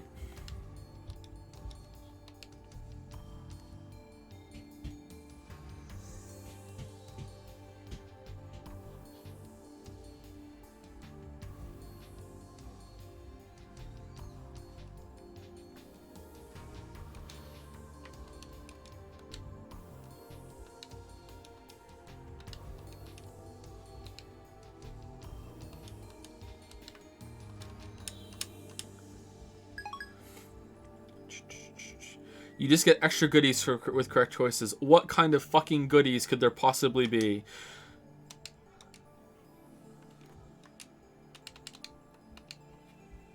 Agreed. Listen up, LabMs. It's time to resume Operation Erd. Seriously? The manager's still downstairs, you know. Fret not. It's almost closing time for the Bronze workshop. The phone wave doesn't work at night, remember? It's worth a try. We need to figure out how late the phone wave name subject to change works. At the same time, I want to see if the two of you can use emails to change the past. Change the past? I still don't believe in the many worlds interpretation of Tider's attractor field theory. Actually, I'm starting to doubt them more and more. If we want to know how the world works, we'll have to figure it out ourselves, and to do that, we need to experiment. One thing I'm sure of is that the mass disappearance in Akiba is related to D-mail somehow, as is the strange disconnect between my memories and everyone else's. According to Tider, I have a supernatural power. The one I call reading Steiner. My doubts about Tider's veracity aside, I do need to determine if I am indeed the only person who keeps his memories when the past changes. Change the past to your liking, as long as it's something easy to observe. Preparations for the phone wave, name subject to change, are complete. Daru's eyes wander to the ceiling in thought. Next to him, Kurisu shrugs her shoulders and starts gathering her things. I'm going back to my hotel. Show me your report on today's experiment tomorrow. Hold it. When I grab her by the shoulder, Kurisu nearly topples over. Hey, what's your problem? Who's writing that report? You, of course. This is your operation. And if we could get a report from the subject too, that would be even better. Kurisu glances at Daru. Are you not interested in changing the past? What happened to your eagerness to experiment? Remember when we were going to use the IBN to decode the CERN files? How's that coming along? Did you forget what I said this afternoon? I'm against it. We got the IBN and then just put it in the corner and didn't touch it for a fucking week. If you were so enthusiastic when we began the experiments, you went along without a single complaint. In your dreams, maybe. I twist my lips into a grin. You're not being objective, Christy Celeb 7.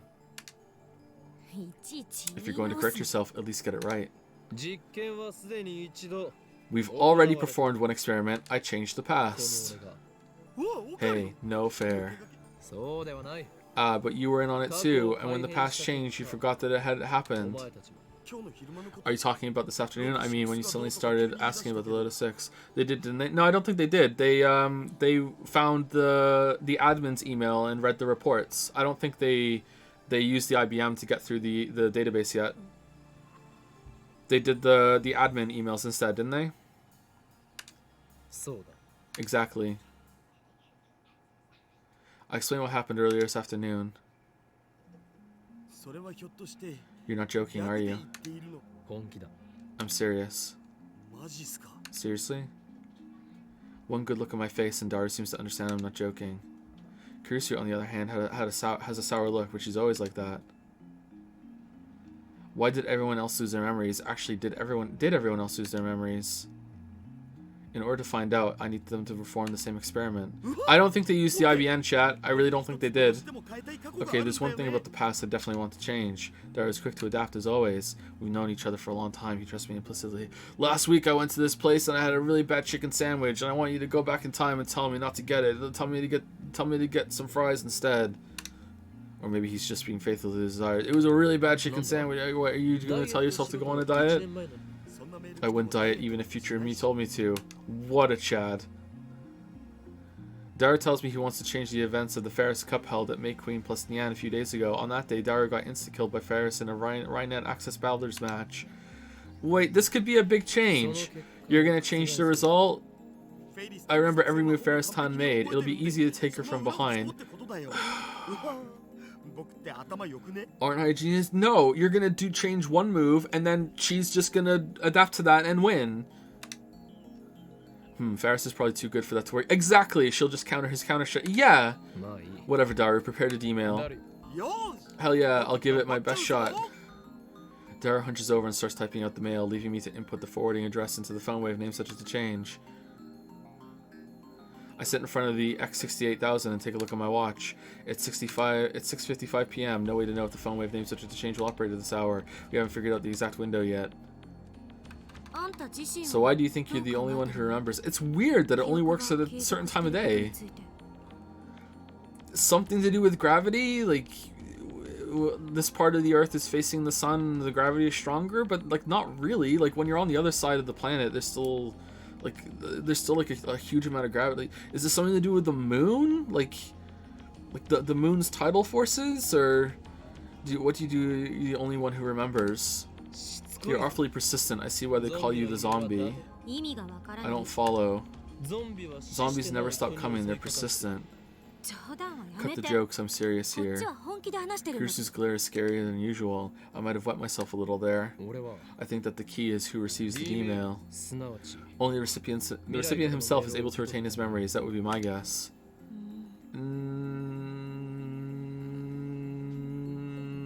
No, why would that work? Actually, the hypothesis doesn't explain the mass disappearance in Akihabara. Of course, I still don't have concrete proof that the mass disappearance in Sedut was related to D-mail. I think it was. We'll never know unless we experiment. After Daru, you'll send the next email. Think about what you want to write. No. Kurusu replies emphatically. I'm not sending one. Scared? That's not it. Then are you worried about time paradoxes? Well, there's that, but it's more like a personal policy. Like my dad, we have a strict no time travel rule. And just because my dad went into his time traveling space shuttle that launched up on this day 10 years ago, and as soon as it hit the heliosphere, it didn't explode as much as it just disappeared without a trace, as it was predicted with the time travel mechanism that he put in there. He's still dead. They never found his body or any of the wreckage of the shuttle, but no, he's dead. And since that day, I have a personal policy of the family. No one in the Kurusu family ever time traveled. Not that my dad did. Changing the past feels like cheating. I may only have 18 years of life experience, but I don't want to change any of those memories. It was kind of weird, though, that they did find the wreckage of a rocket just like that 5 years before they built it. And they used that scrap metal to make the one that they sent up to try and travel back. Kind of weird. And through that salvage, they also learned how to construct a time machine. But no, my dad's dead. I see you're perfect now. So you don't want to change. That's not what I said. I'm never gonna top the hot air balloon one. Unfortunately, I don't want to deny who I've been, because even my failures are part of who I am today. Even if we solved all the phone wave names subject to change, his problems, you wouldn't use it. Kurusu is our first name. Do you think I give a fuck? Even if John Titor said you could use his time machine to travel to whatever time you wish, you wouldn't use it. Even if a blue robot cat game for the future were to jump out of your desk and give you a doorway to everywhere, you wouldn't use it? Kurusu nods firmly. I wouldn't. But you love experiments, don't you? Is there something wrong with that? So basically, you like to experiment on other people while you watch and cackle at the results. You truly are a mad scientist. Check Twitch, mod chat, and Discord. Important for getting the ending you want. Okay, I'll check it. Why you? If a choice comes up before then I'll check it. Done.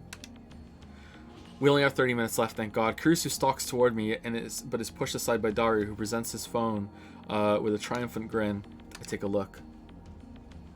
At Ferris Cup, enemy setup, VL, VV, LV, LL.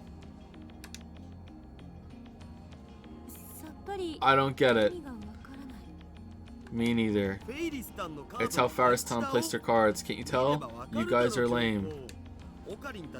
Well, whatever. Preparation are complete. If this works, the mail will arrive at Dara's phone 52 hours ago. The discharge phenomenon occurs normally. I close my eyes to shield them from the lightning and sparks. The D-mail was sent. Dara should have received it 2 days ago. However, why do I remember? When I sent a D-mail earlier this afternoon, everyone else forgot about it. If Dara's D-mail changed the past, then the present should have changed too. Dara should be the only one who remembers that he sent a D-mail. Did the past change? Dara looks around in confusion. Wait, Dara, you remember too? Huh? Remember what? That you just sent a D-mail. Dara nods. Then I turn to Kurusu. She answers before I ask. Of course I remember. What are you... Okay, so...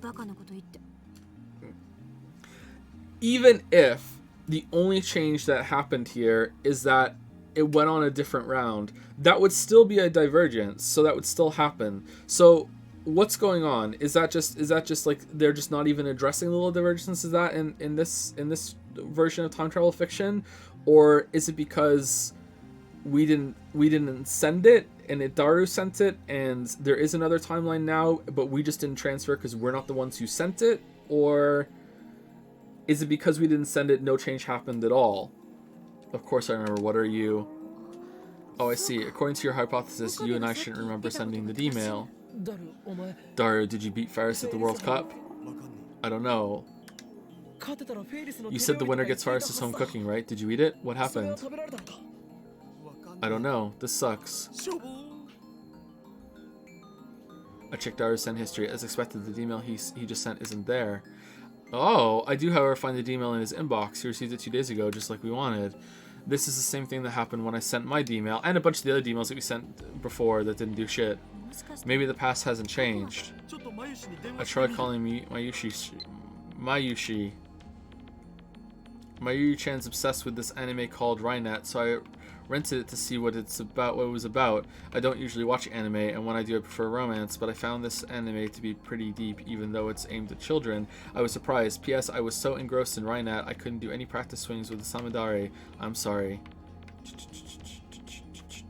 Alright, is this a choice? Let me look in the chat. 1 second. Bum bum bum bum bum bum bum bum bum bum bum bum bum. It's not a game.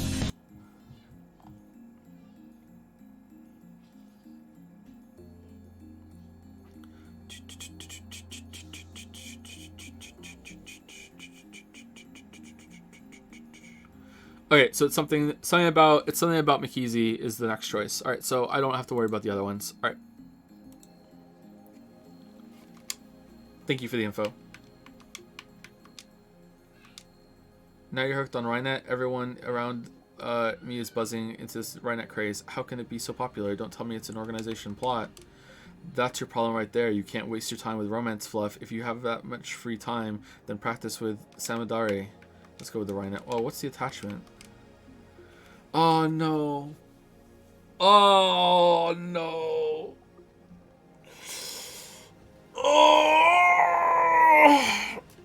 Oh, all right. Thank you, Aspiring Trophy Husband, for the 21 month resub. Thank you very much. Enjoy this. Here we go. How long is this? Rainet Kikaku, access number 2, on to the future, Rainet formation. Completely engrossed by their discussion, Kirari and Tamaru raise their voices. Just what sort of person is Kikaru? Kikaru is actually a warrior who protects the order of the internet, a net guardian. Kikari and Tamaru wanted to tell their friends how cool that was, but Kikaru forbade them due to the risk that he may have to fight with the culprit. At that time, they received news that the mystery hacker Beesman has attacked an online game server. Oh no! Kakaru immediately challenges him using Nagaya-san's newly made Rynet card and the unique browser AlphaGate. Oh god. The first use of the Rynet card. Despite his lack of experience, Kakaru successfully casts his boot spell, but just when Kakaru thinks he has easily won— oh, this is it! Won against the Cracker. Beesman, who has complete control over the game server, overwrites the game system, sealing Kakaru deep within the game's loop dungeon. Kakaru is in danger. At that moment, somehow, Kakari and Tamaru also server dive. They came to save Kakaru. Furthermore, these two are well versed in this game. As game players, they couldn't forgive the hacker who had taken over the server and toyed with the game player, so they decided to join forces with Kakaru. With their magnificent assistance, the Kakaru shoot ability, they successfully defeat Beesman, and when they do, suddenly an unknown chat window opens on their monitor. It's a signal from the Tokyo Metropolitan Police Department. By any chance, are they here to praise us? They think in delight, but the police turn to them and say, "You're under arrest!" Oh no! I'll try calling Mayushi. He's the one who changed the past, yet he doesn't remember what happened after the change? That's odd. Mayushi, you're still at work, right? Is Forest 10 there? She is. Can you ask her if I beat her in the Ferris Cup? Did I get to eat her home cooking? Who lost? I did. Oh, barely took 5 seconds? Oh, okay. Daru's shoulders droop as he hangs up the phone. I guess that means the past hasn't changed. Or there was no divergence. Maybe there was like a different version of Daru that just jumped back and we're left here with this version of Daru and there's like a split and... I'm curious to know how this works. Why? It changed for Okarin, right? Maybe your foolproof plan wasn't so foolproof. Like, maybe it only gave you a slight advantage. I had the same thought. Ferris is supposedly a world-class player. Daru's time travel cheat may have not been enough. Now you should do it. Okarin should send the same text. Since Faris-san defeated you anyway, the past didn't change. Yeah, but I mean, the game would have played out differently. That might not have been enough to cause world line divergence. I think it would have. I think any change is worth a divergence. Like Okabe said, you need to make a change that's easier to observe, or else there's no point to this experiment. It might be like 0.000000001, but it's still a divergence. It would still be a change. Not that I approve of this experiment or anything. No, it's not over yet. I can still fight. Daru starts typing another mail. One more time. I'll try sending my past self some more advice. This time, something that'll ensure my victory. You really want to win that badly. More like he wants to eat Ferris's home cooking that badly. That's true. That's my final answer. Daru writes another email. I don't bother checking what it says. I won't understand anyway. We activated the phone with name subject to change and send the mail through just like before. Tyler talked about this. Tyler doesn't fully understand how it works either, though. Look, sorry. I'm not disagreeing with the game or calling it bullshit. I'm trying to work out how it works. Because the characters don't know how it works either. I'm trying to figure out and settle on what the rules are, because that would undoubtedly cause a divergence. It might not matter enough for the consciousness to split or anything like that, but like there is a version of Daru. If that went back in time and a different version of Daru read that email, then whatever he was doing at the time when he received the email is different. All of his thoughts leading up to that moment have been different. He might have talked to someone about it and be like, what's this weird email I just got? He might have talked to Okarin about it. That might have spiraled into, like, it's literally the fucking butterfly effect. Like it's like that could cause such a huge fucking change. So that's why I'm curious about it. It's not a...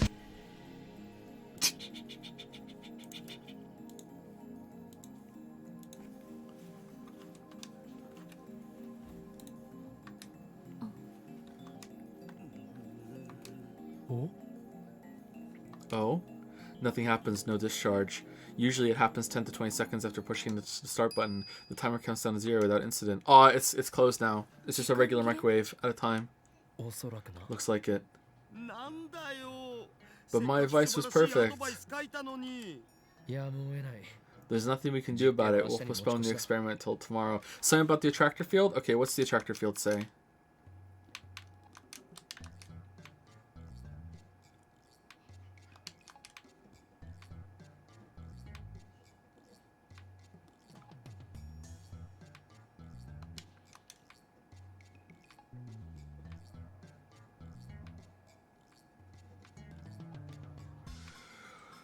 In 2036, scientists proved that the universe is comprised of attractor fields, which describe the extent of the world line of convergence. This theory was first proposed in 2020.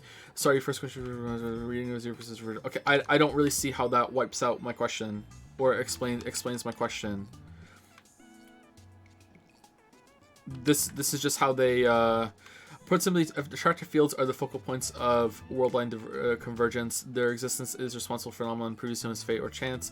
There's no real point in making small changes to a world line. Due to the convergence, small changes do not have a lasting influence. Humans can observe convergence are exceedingly rare. Okay, but like the way that it says humans can observe convergence are exceedingly rare, does that mean that we stayed conscious through it, or what? Like, I don't know. I don't really feel like this addresses it enough. Like, there's not enough information here. If you send an email back to yourself, right, and you with that information, like I just went through, like they keep bringing up the butterfly effect. How could that not have caused like a huge spiral change that kept going out and out and out? Look, like we've been discussing how to send emails back to the past with Dmail. Look, I just received this one. What do you think this means? That means there's a version of us in the future that just sent this back. Oh my god, that means that we're not going to do that. We're going to do that soon. Oh, Okrain, look at this. Oh, Keezy, look at this. Oh, now we're going to do this Ferris Cup thing. Let's see if I can actually like that spirals. That they literally brought up butterfly effect.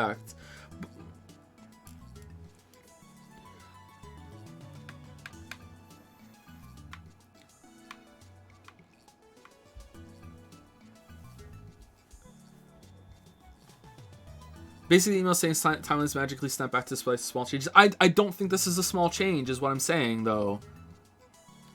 Like, if they sent back, like an extra fucking molecule of oxygen, you know, accidentally, then okay, that doesn't matter. I can see that being like, okay, that's such a small change. Who gives a fuck? It literally changes nothing. You know what I mean? Like, but like, this is think universal scale. How does Okrain fucking sending the lotto numbers back change it?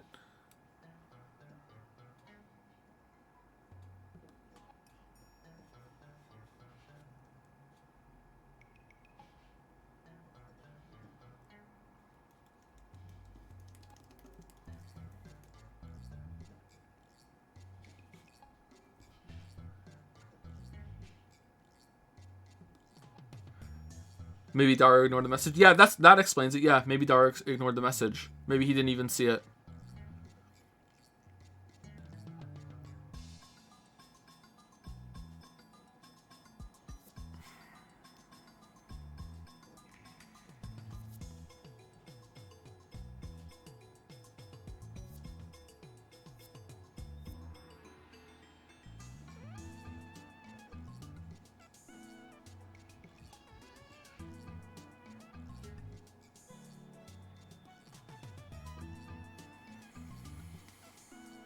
One different move in a game of chess versus something you wouldn't have done otherwise. No, that's not the point. The point is that if he read it, like, now he's thinking about it the whole time. Whatever he was doing when he received that text message is different because the text message interrupts what he was doing. But what if that was during the hack, when they were doing the hack? I can't remember what time it is. Like, what if that interrupts his hack? Now they don't get into CERN. Now they don't know about the fucking black holes or whatever. You know what I mean? Like that's what the butterfly effect is. Like, it's a small little change. It's like, okay, what if that's on his mind constantly now? What if he shares it with someone else? Like that's it's not just, hey, here's my instructions. It's, I received this text message that changes what I'm thinking. You're assuming that it interrupted something. No, I'm suggesting that it might have interrupted something. I already said, someone just said, what if he ignored it? And I've already admitted that, yeah, that's a good explanation. But people are saying even if he did read it, then it wouldn't have been a big change because it's just a move in a game. But I don't think that's true.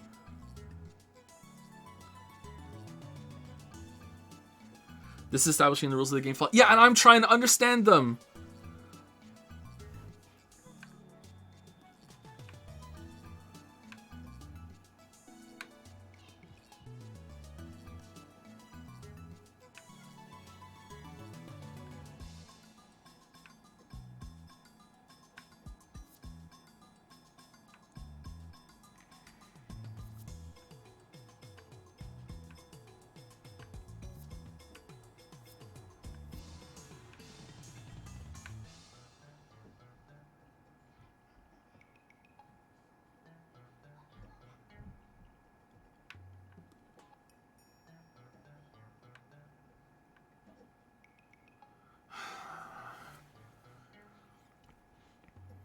if it just snapped back into this timeline, wouldn't he remember getting the text?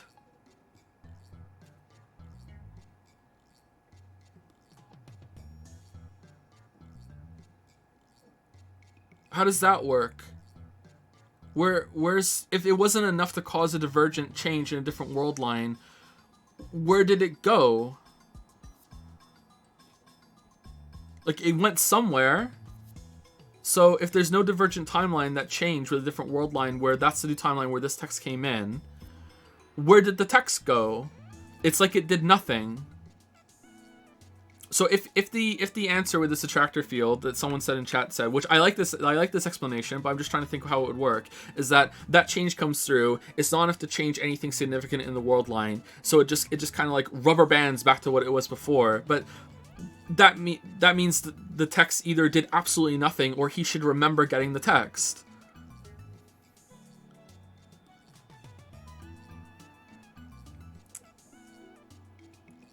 And why isn't the text in his sent thing?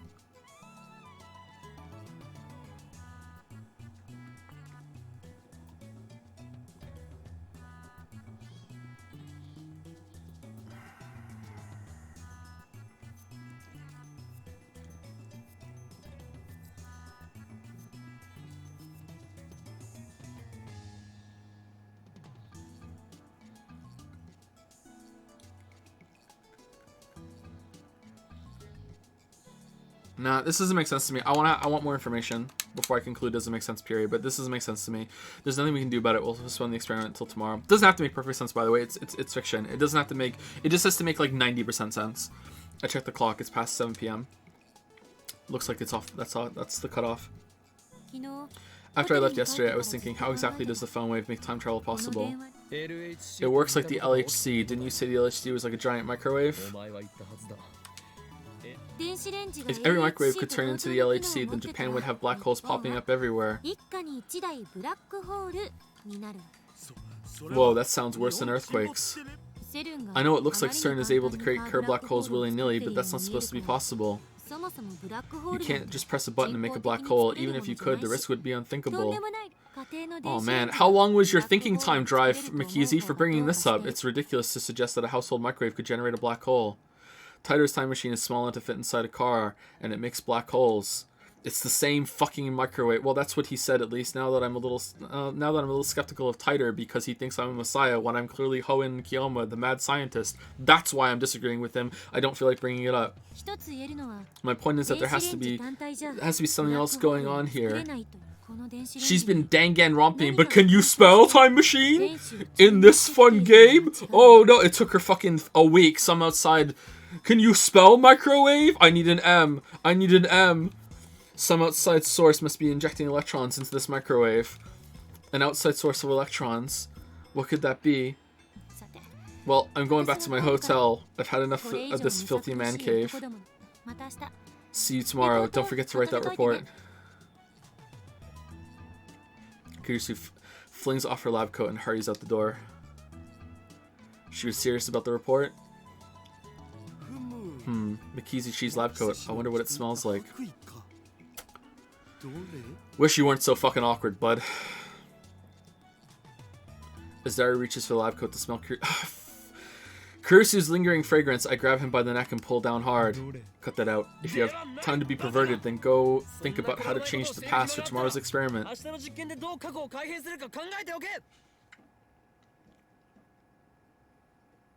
There wasn't anything to do after Kurisu left. I tried operating the phone wave, named subject to change a couple more times before I went to sleep, but the discharge phenomenon simply would not occur. Now it's the next morning, and I'm sitting on the bench in front of the Braun Tube workshop. It's still early, but it's already blazing hot. Alright, here we go. I think this is a choice. Let me double check. I think it was scientist option. Oh, it's like a nested choices. Oh my god. Alright.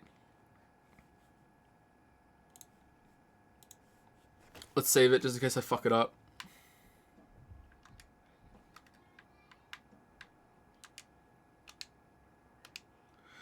Have you written that report yet? For your information, I wasn't joking yesterday. If you blow this off, then I have no choice then you have no right to call yourself a scientist. Maybe this is too much for a freshman like you to understand, but writing papers is part of being a scientist. If you're so confident that in your superiority, then show me your power. Let lesser men worry about such things. I have inventions to build and discoveries to make. I'm not a mere scientist. I'm an insane mad scientist. That's the right... That's the right option? Okay, first of all, the fact that these matter is complete horseshit. That's the right option. Really? Okay. Alright.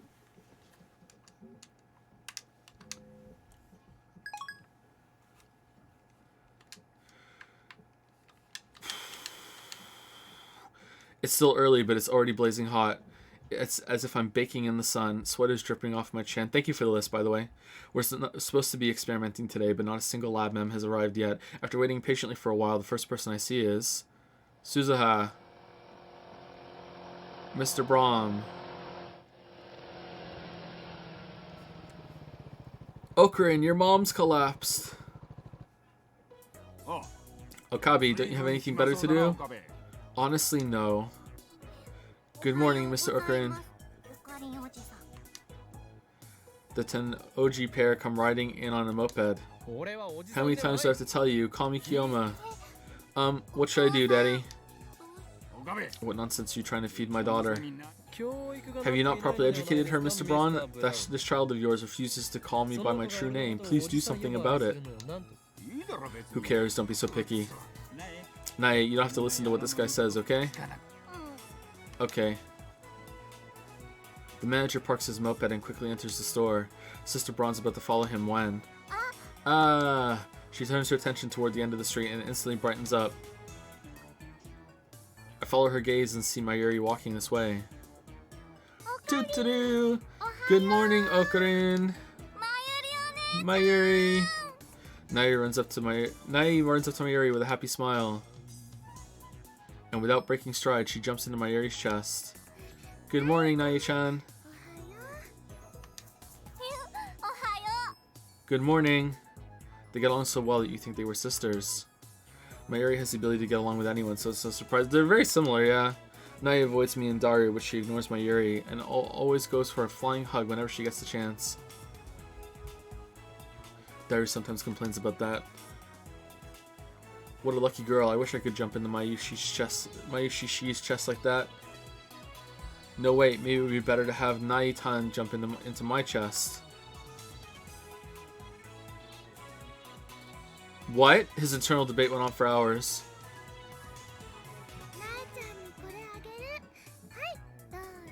This is for you, Nai-chan. Enjoy. Mayuri takes some candy out of her convenience store bag and gives it to Nai. Thank you. Is it just... Did they just use the same voice actress for both characters here? I'd say it's some time travel bullshit, but that just seems too obvious. I have some for Okrin too. She offers me some, which I silently accept. Why are you sitting out here? I'm waiting for all lab mems to assemble. Are you slacking off?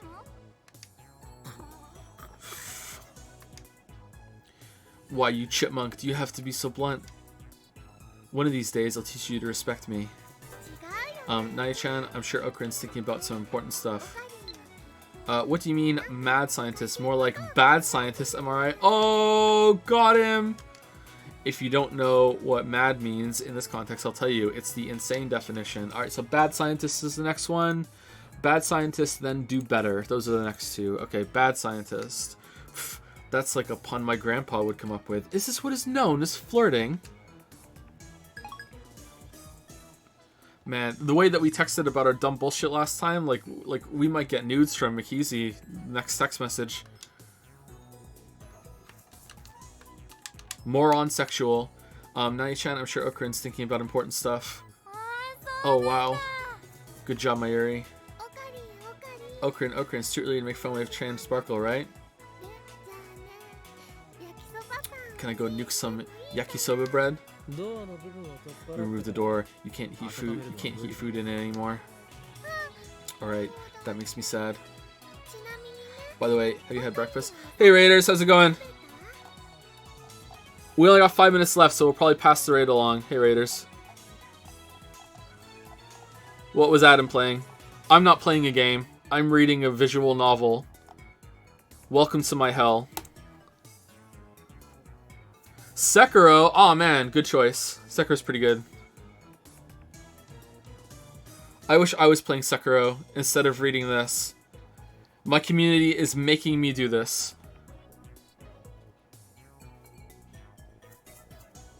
Raging at Sekiro? That sounds about right, yeah.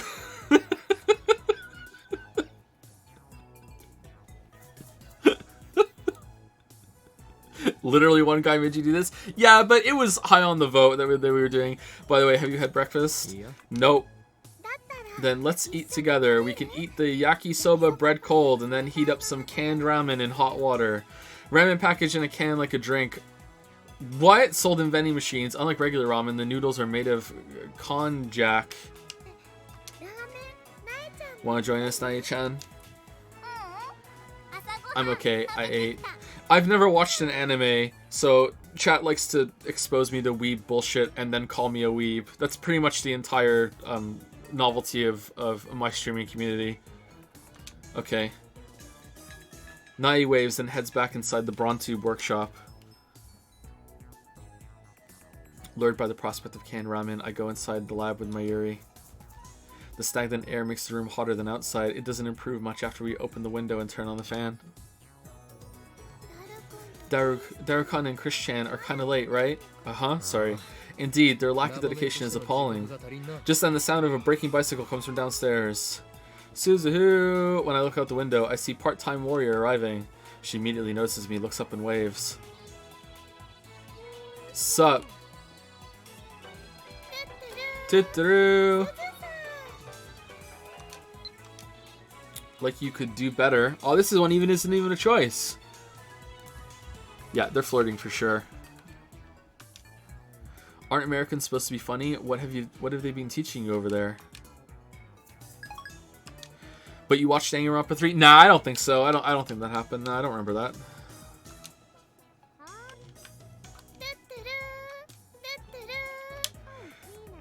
If it isn't Shina Mayuri, tuturu. Wait, what? They seem to have hit it off. Like I said, Mayuri gets along with everyone. Akabi Rentaro, did you talk to Taira? Can't wait for her to die. Maybe. I thought I dodged the question, but part-time warrior is persistent. Come on, you emailed him, didn't you? 3 minutes left! 3 minutes left, chat, and then I'm free. Yes, but I'm starting to doubt whether he can be trusted. What? Why? What went wrong? Why is she so flustered? So you're a tighter otaku. I guess there's an otaku for everything. I thought it was okatu. Look, it's Chris-chan. Mayuri leans out the window to wave her hand. Kurusu is walking towards the lab. That reminds me, doesn't part-time warrior have something against Kurusu? I look at Suzuha, her expression has changed dramatically. Now she's staring at Kurusu in complete silence. She doesn't move a muscle. It's like she's trying to start a fight with her glare. Kurusu's pretty stubborn too, so she meets Suzuha glare for glare. The two of them exchange a word or two in front of the building. For a second I'm worried they might start throwing punches, but that doesn't happen.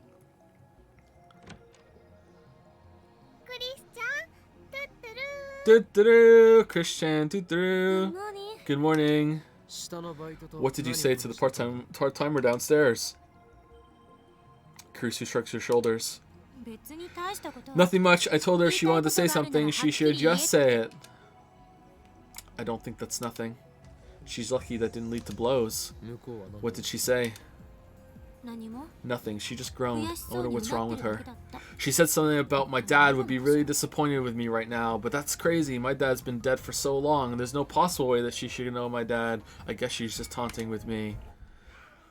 My dad's been dead since he tried to time travel, but time travel was impossible. Anyway, let's go fuck with our time machine. She's jealous of Mikizi Chi's popularity, duh. Daru bursts into the lab. She's thinking, if only I joined the lab instead of her, then I would be having fun with everyone right now. I'm so jealous, or something like that. I'm telling you, man, 3D is hell. If she wants my lab mem number, she can have it. What? The lab mem number you carry is the highest credential scientists could hope to achieve. They sell for millions on the black market, but you would give it away.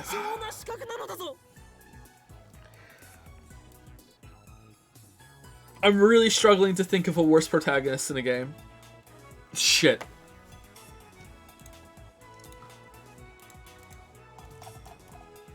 It's not a game. I'm really struggling to think of a worse protagonist in any story. I would take Rex over Antara. You kidding? Easy. Easy. Easy. What do you mean? How is that even a choice? How is it even a Captain Protagonist? Easy. That one too. That one too. Easy. Absolute easy choices. Look at all these easy choices coming at me. It's not exactly a counterfeit passport. Also, shut up. Mayushi wants everyone to get along. Well, I don't really care about their little quarrel anyway. Only one thing interests me now, the mystery of the email. We begin experimenting immediately, even though it's still morning. The electrical discharge occurs on demand. Things look favorable today. That reminds me, we haven't talked to Mr. Braun yet. Maybe we should come up with an excuse first. To be honest, though, I don't care what he thinks. For we are at war. War against the organization in CERN, the dark powers that rule the world from the shadows. Mwahaha. Anzai-sensei. I want to eat Ferris Tan's home cooking. The coach from a famous basketball manga, of course. On the internet, posters sometimes express a desperate desire by quoting the manga like so. Anzai-sensei, I want to. Another oft-quoted line, this one spoken by Anzai-sensei, is, if you give up, it's game over. Good thing it's not a game. If you give up, it's game over. Unfortunately, Daru's second email fails to change the past. I get the feeling Rhinet matches are difficult to cheat your way out of like this. Not to mention, we're limited to 36 bytes of text. Alright, I want Okran to send it and see what happens. Akihabara is such a strange town. Everywhere I look, I see drawings of cute girls. Some of them even have their breasts fully exposed, which startled me. Coming here has been a real culture shock. It's amazing how peaceful Japan is now. I agree. It's all because of the organization's efforts to stupidify Japan. I'm stupid for not being able to read it. I can imagine how that would shock someone who isn't prepared. Unfortunately, Mo has become the symbol of Akihabara and the chaos that rules here. Get used to it. Okay, I don't think these are choices, right? It's only about Mikizi, right? Let's see. This one doesn't matter. Okay, cool. Thank you.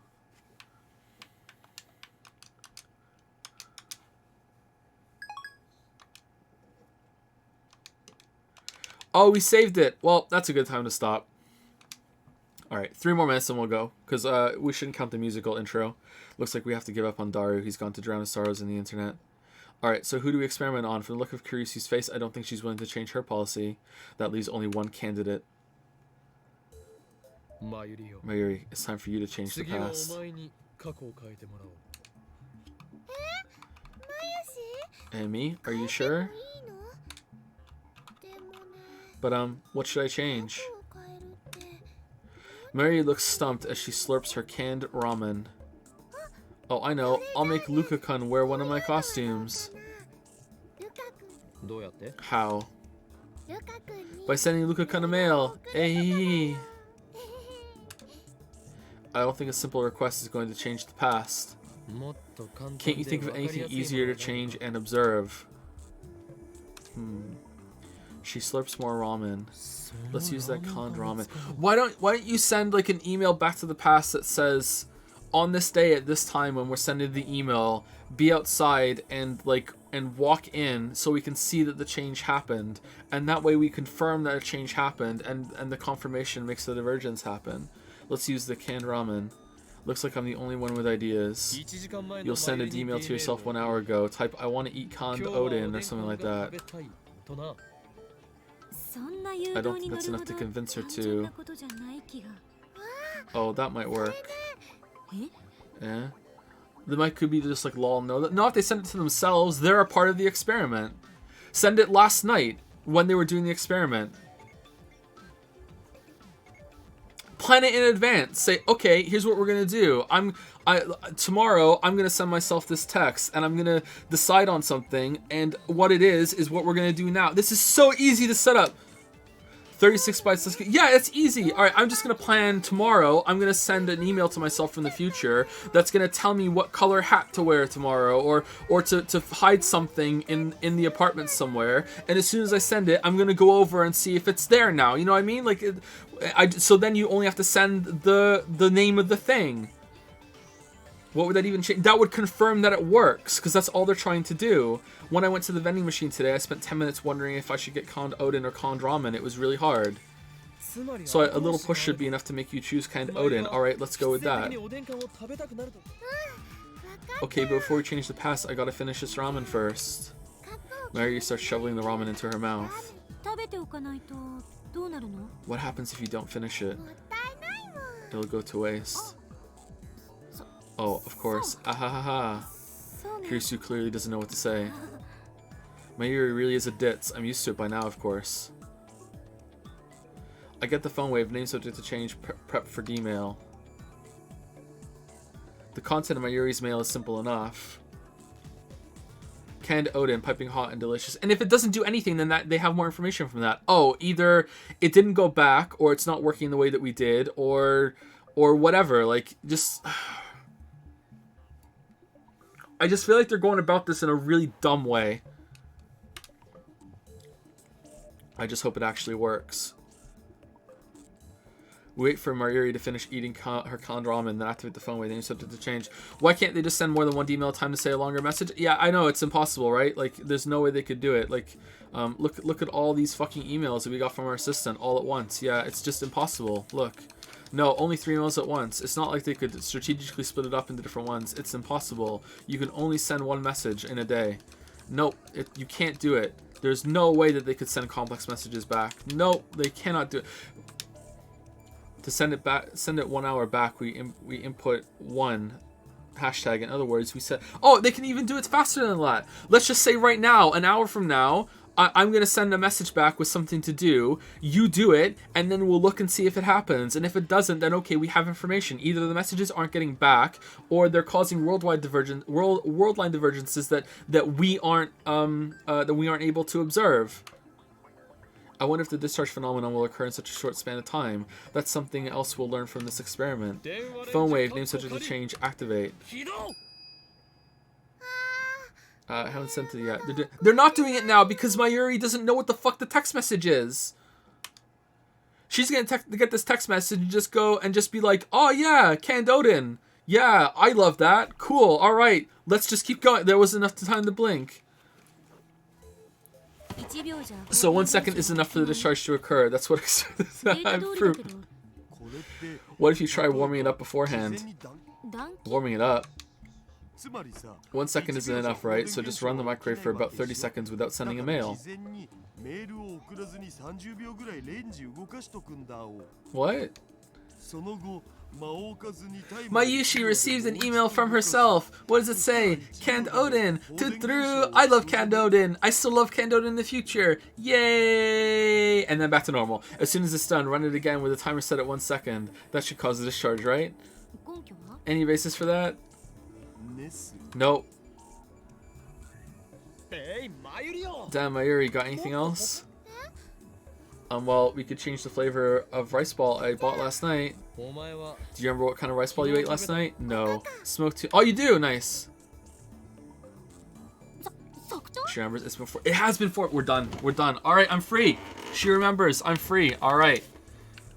All right. So I hope you enjoyed. I hope you enjoyed the 4th ever Steins Gate Sunday. The one where it got better. This time for sure. It actually got worse. So in a way, it did get better for the stream. Anyway, we didn't break 2,000 viewers, but I was bluffing. So yeah, we'll be back with next week.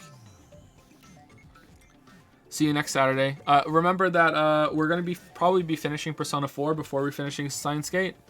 And that means Steins Gate is just gonna take over the Persona 4 streams in the week. So and then I'm gone for a bit. We did break. When did we break 2K? We didn't break 2K. When? We didn't break 2K. Broke 2K after it? I don't think we did. I thought we capped at like 1920 or something. Do you guys want to raid someone? Is there anyone available to raid?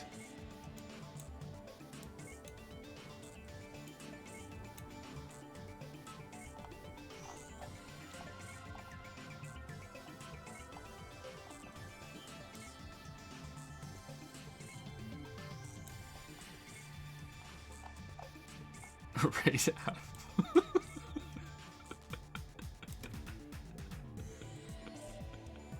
Nah, there's no one on I list for rating. I'm a bad streamer. Is there anyone else reading Steins Gate? We can go raid them, and I can pass off my evil chat onto them. No, it is just me. Wow.